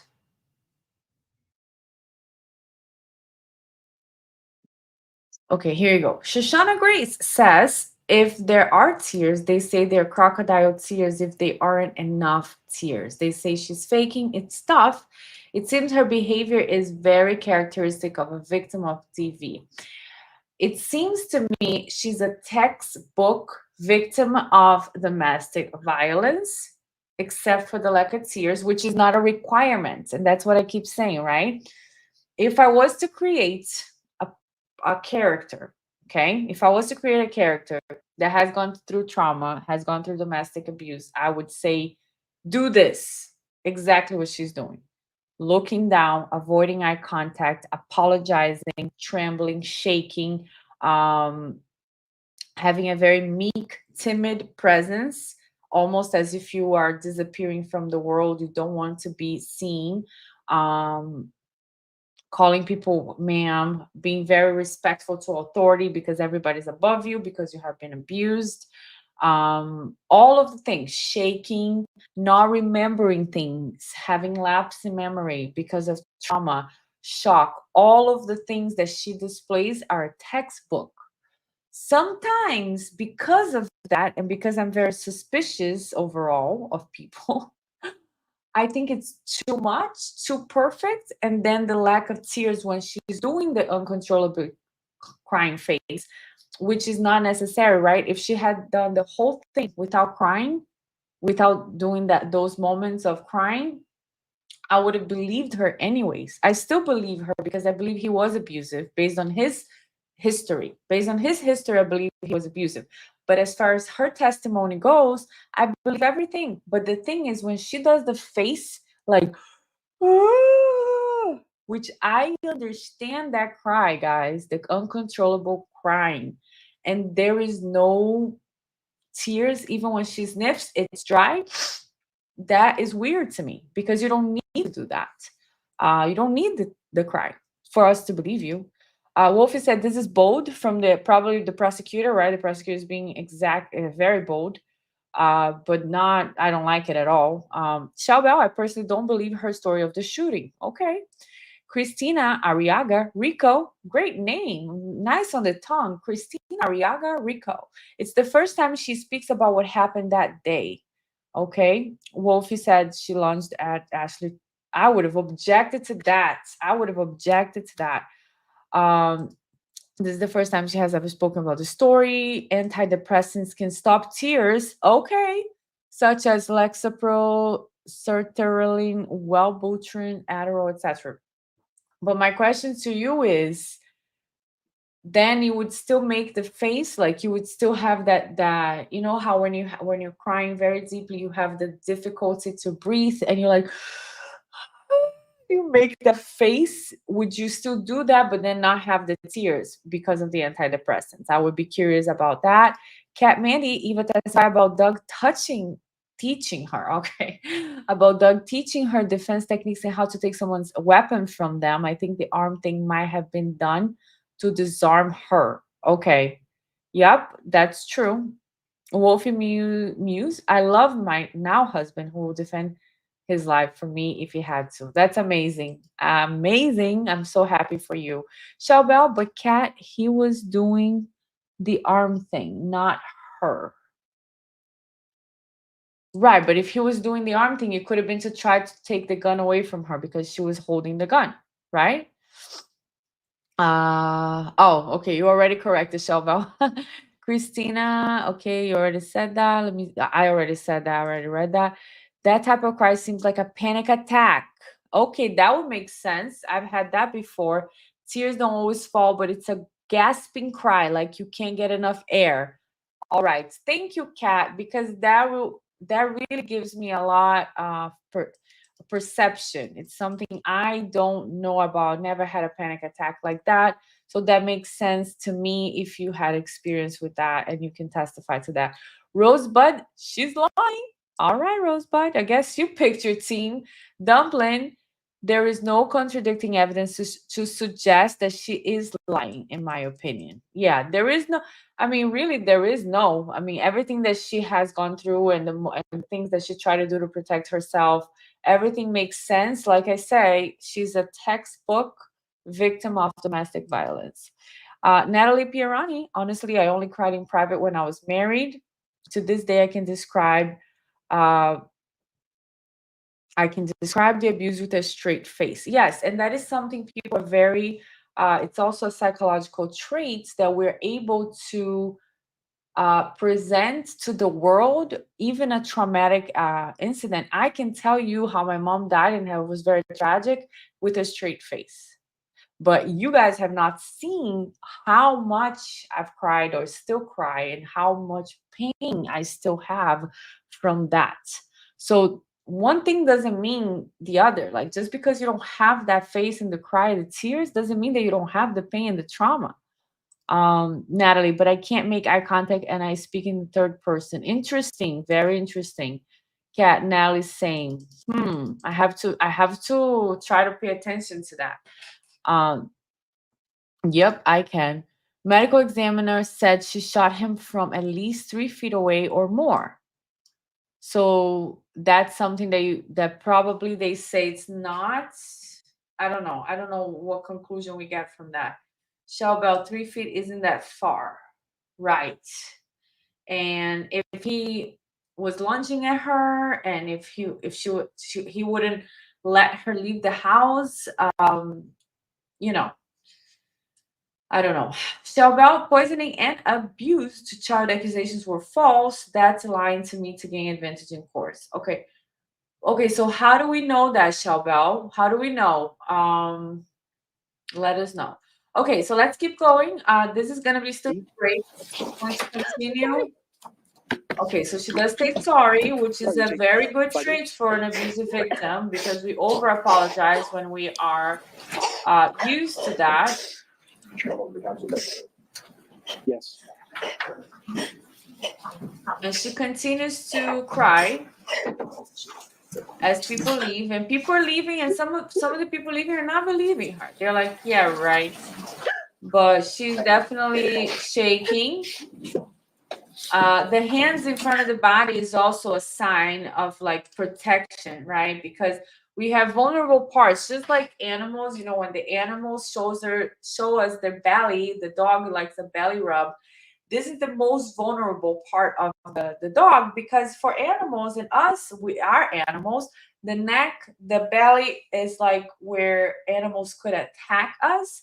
So when a dog goes like, hi, rub my belly, like Whisper loves to do, it's a sign of vulnerability. And when we are protecting like she's walking around with her hands gripped, like very strong grip, and protecting her vulnerable part, it's a body language of that she's feeling threatened by that memory. And she continues to her face is definitely a little red. And the sheriff, tell us, Sheriff, is she crying for real or what? Her nose is a little red, but I don't see a lot. Let's see. That was a very bad, even if she was lying, just being put in that situation where the prosecutor was talking to me like that, I would be crying. I'm telling you guys, I just figured this out. I would be crying for real if somebody was talking to me like that prosecutor did, even if I wasn't telling the truth about the whole story. Just her way of talking to me. But anyways, let's see your comments while we're waiting for we'll fast forward, but I want to see your comments. Bell, because no charges were filed against Doug for those allegations. Okay, so you're saying the poisoning, abuse to child were false because there were no charges. Okay. Otto is here, everybody. Say hi, Otto. Good to see you, Otto. Hi, Bianca. I think she's not guilty. She looks broken. So nice to see you. Very nice to see you, too. I would definitely be voting not guilty at this point. I do believe this guy was abusive. I don't believe 100% of her testimony. But I do believe overall that he was abusive. Okay. Cat Mandy, to be fair, she got results saying she had high levels of heavy metals in her system.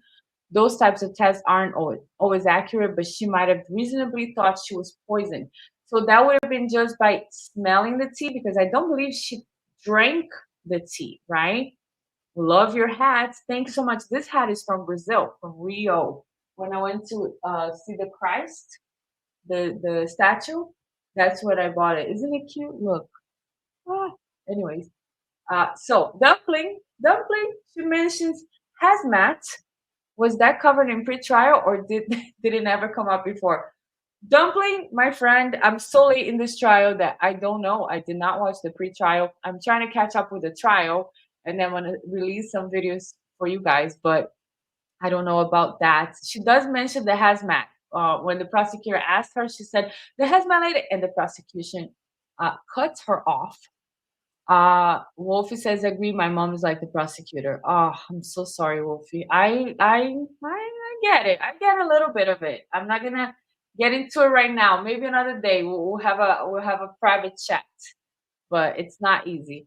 Shell Bell, she had her hair tested for heavy metals. Does coloring your hair lend to those results? I don't know. My highlights are natural. I was born this way. I wouldn't know. I'm just kidding.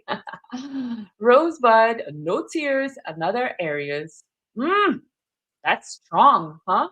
Natalie, I believe her unless she's just acting. But one thing I was thinking today, if she's acting, she's really good. Like she's a great actress. If she's acting, she's better than Alec Baldwin because during Alec Baldwin's trial, I saw a lot of stuff going on in his face. We could see he was bothered. We could see he was angry, and there was no hiding on his face. So if she's lying, if she's faking or acting, she's doing a great job because, like I say, she's a victim, like she's a textbook victim. Okay. She has all the traits, all the traits.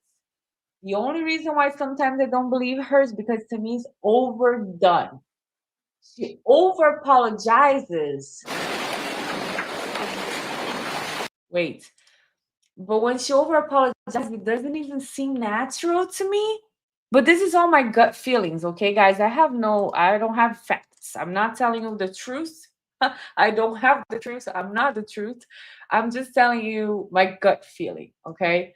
So sometimes I think she exaggerates a little bit and she overdoes it a little bit. But I do believe he was abusive because of his past. So, blah, blah, blah, blah. Full Court Press. Hi, Full Court Press. Corina says she's had 4 years to perfect it. That's true. That's true. And if I was facing life in prison, you better believe. Okay, God forbid this ever happen. But you better believe I'm going to be whatever I need to be, right? Shell Bell, if she's acting better than Amber Heard, for sure. Oh my gosh, Amber Heard was the worst actress I've ever seen, even in the movie. No, but in court, Amber Heard was terrible actress. Maybe we'll do a throwback one of these days. Cat Mandy, she drank the tea he made her when they were living together in South Carolina. Okay, but then was that the one that led to the results of poisoning, or was the one that he sent to her as what she says, a violation of the injunction? So I don't know. Hey V, hello. I don't see the errors or Heard comparison. No, I think people are just mentioning because those are the ones that we can, think of that there was a malingering. We're not saying she's malingering. It's just that those are the ones. Areas actually didn't watch her trial, but Amber Heard, yes. Shell Bell, I believe he ordered the tea online and was sent to her. Okay, so that wouldn't be poisoned, hopefully, unless you can put a special order, add to cart, a special poison to the order. Please, can you just add a little dust of poison? Wolfie Muse, her testimony adds up, in my opinion. All right, it does add up to me as well. It's just like missing a few things, which would add up too, because missing things is part of trauma. So, all right, let me see if I can find. Sorry guys, where the break ended.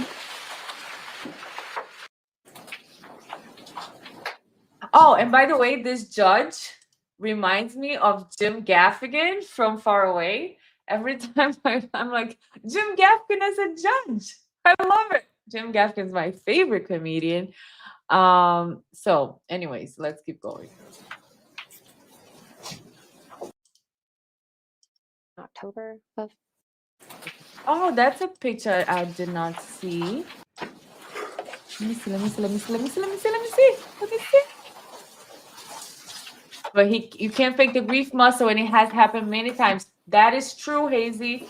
Facts. Hazy is telling us facts. The grief is like the glabella is between the eyebrows. I can't do it because products and stuff. But yes, that's true. Her grief muscle definitely Y'all can have a was seat. Welcome back, happening. everybody. Usual questions. Did anybody discuss the case or anything about the case amongst yourselves with anybody outside the jury or do any research? Everybody says no. You may resume No, your nobody conversation. watched Bianca MMM. Come on. Thank you. So after this incident, you But said you don't know that's the what- reason for the grief. Yes, We're ma'am. so and that would be to suspicious, the guys. left We side should of be your called the face, suspicious and that would be minds. Show me where. Like in this area. How about that? The suspicious mind for the members. 103. I'm gonna put it up on the big screen. Can you tell me what this is? It's a picture of me. And when was it taken? I have no idea. Beautiful. Was this taken before you met Doug? I believe so. Oh, Now, cousin show is like, State's no. Exhibit Cousin is 104. like, nope. Sir, you're no longer testifying, And sir. I'll move it up a little Sit bit. down. When was this picture taken? I believe in October of 2020. Wasn't it taken on November 4th of 2020? I believe that's correct. I'm sorry. Okay, let's Thank see. Let's take a pause. Okay. Yeah, there's definitely something going on in her left eye. There's a mark right here, a purple mark. And the eye is drooping. What is this, a I have a mugshot? better question. Okay, so she's done. All right, man, you can retake your seat. Just leave that exhibit Oh, I there. thought there would be a I redirect. missed that paper. Here you go. Her mugshot. Okay. Oh man, I can't unsee Jim Gaffigan now. So that was it? Yeah, okay, thank you. I thought there would be a All right, good. redirect. Witness. Okay. It's our sweet, Your Honor. We're just- All right, that's fine. Let me just okay, great. Well, we got through the cross-examination. That was fine. I'm confused now to where we talked. Where did they talk about what do you call it? When he was married to somebody else, that he kicked the person, like that he was abusive to his ex-wife or girlfriend, that she found some text messages from his ex. That's where I was very, very interested. Dumpling, I think she's brave for telling her story so publicly. Absolutely, it takes a lot of courage. But when your life is on the line, I agree with testifying. You know what I mean? Especially if you're on the side of facts. Otto, she looks absolutely defeated and broken. Yeah, she looks absolutely defeated. That's the mugshot. She looks like she hasn't slept since it happened. Yeah, she's skin and bones, right? She's skin and bones. Her hair is all over the place. She's not in prison. She's out in bond. Her hair color is not done. She's just, she's the poster child of a victim. She is. So, Shoshana Grace, I do wonder if she was less young, fit, and classically beautiful, if the overall initial perception would be different. Let me see. I do wonder if she was younger, fit, and classically beautiful. I mean, she is all that. I don't understand. She is classically beautiful. She's gorgeous. I mean, if you see her pictures before this, she's absolutely gorgeous. I don't know if I understand what you mean. Shelbel, her lawyer on direct pointed out her left eyelid drooping after Doug slapped her on the day of the shooting. Yeah, I totally buy that. I totally buy that. Christina Ariaga Rico. Hello, Bianca. I'm Mexican, new in your channel, survivor of domestic violence. Nice to meet you all. And I believe she is in post-traumatic syndrome disorder. Christina, I'm so sorry to hear that. Welcome to the channel. I've been through a lot of trauma as well. So welcome. This is a safe place. We're going to talk about psychology, behavior, and stuff. And we're going to have a little bit of sense of humor to lighten up the mood because life does get better. I'm so glad that you are out of that situation, that you are a survivor. God bless you. And now you have a lot of knowledge, strength, and courage to never be in a situation like that again. Post-traumatic disorder is awful. I definitely have that for some other things. But you know what? It gets better. It gets better. And she does have all the signs. She does have all the signs. Otto, the state gave her no choice but to testify because the judge wouldn't let any evidence in. Oh, Otto, so you are in this trial, Otto. You have all the ins and outs. We need more info here because I don't know what the judge let in or not. And Otto has all the tea. Cat Mandy, creepy cousin, shaking his head so overtly. Sir, stop it. Okay, please. You had your turn and now it's not your turn. So stop it, sir. He's like, that's not what happened. Please. Um, Dumpling, that's true, Otto, and how the prosecution is re-traumatizing her. Yeah, that is true. Not only her, but every victim of any type of trauma when she's being overly aggressive. When she's calling her, did he call you this and that hit me. That hit me. And I'm just watching it. Okay. Imagine how that would affect the actual victim. Shoshana, if she wasn't beautiful, I feel people would believe her more. That makes sense. Yes, that is true. There is a psychological phenomena for that. It's like we have some type of jealousy sometimes. We don't like to, it's kind of like sometimes it's not conscious, but we do look at successful people and we kind of like, oh yeah, get him. I hope he gets it. I hope he like Alec Baldwin on a trial. That's not a good example, but like somebody successful, and in the back of our minds, it could be that. So I get your comment now because if she wasn't beautiful, if she wasn't young, people may have been like, oh yeah, that story definitely makes sense. But because she is beautiful, was successful, young, all of that, people may be like, wait, I don't know if I believe her. I get it. I get it now. Otto, did you see the text message from his ex-wife when he kicked her uh in their honeymoon because he couldn't perform in bed? This was Eva's mother. So yes, I think I was washing my car or something, so I had a headphone, and I was like, that's what made the case for me because that's when I realized this is definitely an abusive guy. It doesn't matter if I believe everything Ashley's saying or not, or how she's saying it, but if he did it in the past, yes, I mean he's done. In my mind, he was done. I have no mercy for him, especially because of the other allegations. But I don't remember where that was. Like, who was testifying? When did that come in? I forgot about that, but we'll go over probably another day. Shabelle, photos of before and a month after show the eyelid drooping, so not a result of the slap. Okay, but still weird, right? Nobody has that if they're not hit. Like, what is that? Did you fall in the?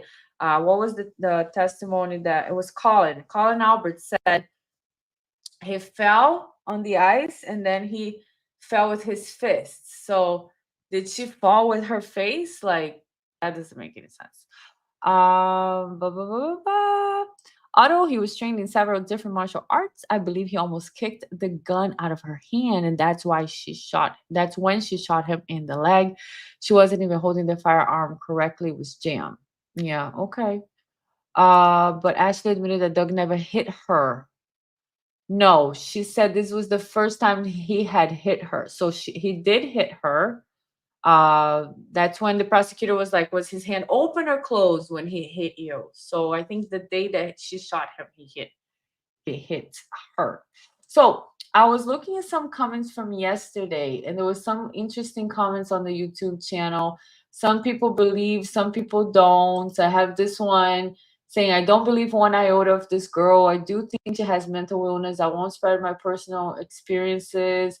Some people are like, she's definitely a victim. I've been through it. It's a trauma response. I genuinely believe her. There's a lot of interesting comments. So if you like this video, if you like the reactions that we have, especially the chat is the best chat. It's amazing chat. We love to have people come back and to get to know you guys.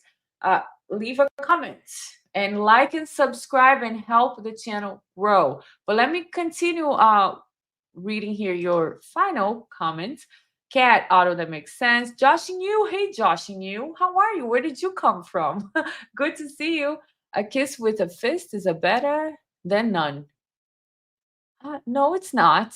I'm not sure I agree with that. Karina, no, Cat Mandy. Karina, she said he never hit her before that day. That's why it's so alarming to her. Yeah, I mean before that day. Okay, got it. You guys are good. Just no joshing. Exactly. It's a song. Oh, okay, joshing. Then you're fine, joshing you. We love you here. Otto, the next door neighbor really helped her. He was so adorable. Who loved the next door neighbor? He was adorable.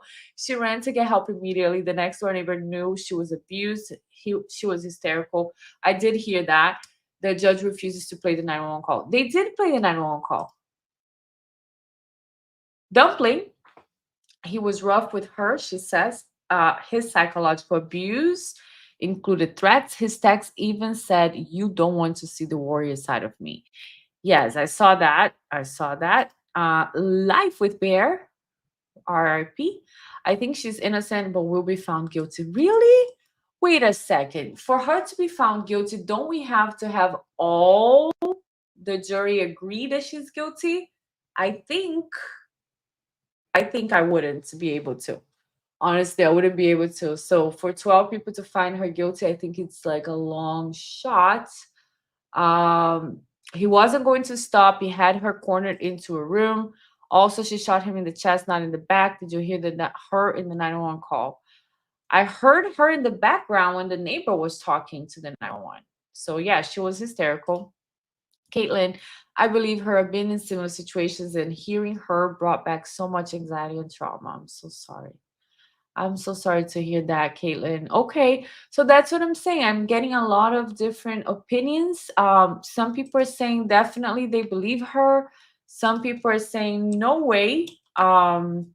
Overall, I think there's still a lot of evidence to come in.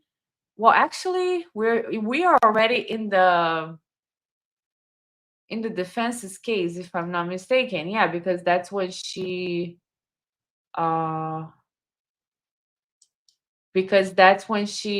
testified, right, in the defense's case. So I don't know what else. Oh, only 6 juries in Florida. I'm in Florida. I should know that. Wow, interesting. She gave 2 warning shots, and the neighbor proved he was stalking her. He had a location device on her car. Wow. Okay, interesting. Well, guys, that's it for today. It's a wrap. So here's what we're gonna do. Today is Saturday, Sunday. I'm not sure if I'll be able to stream tomorrow because I am going to Peanut Island. Peanut Island. Don't confuse the name. It's Peanut Island with my friends. It's gonna be awesome. Maybe I'll post some pictures. We're gonna go on a boat for like a few hours and come back. This week, I have to go visit my friend who is not doing well. She has stage 4 cancer. I'm going to drive to Ocala. That's like 4 hours and come back. But I will try to make some videos of certain people's testimonies, like the daughter. There was his attorney too. I found her very condescending and irritating. So we're going to probably cover her testimony and whoever else that you guys like that may come up this week. Okay. But I'll keep you guys posted on Twitter. Please follow me there so you guys know when I'm going to go live. And don't forget to like, share, and subscribe. I love you guys so much. You guys are amazing. Thank you so much for watching. Really, it's awesome to spend time here. We've been here for 2.5 hours and I don't want to leave. But I'm so glad that you guys are here. Have a great night and I'll see you soon. Love you. Bye.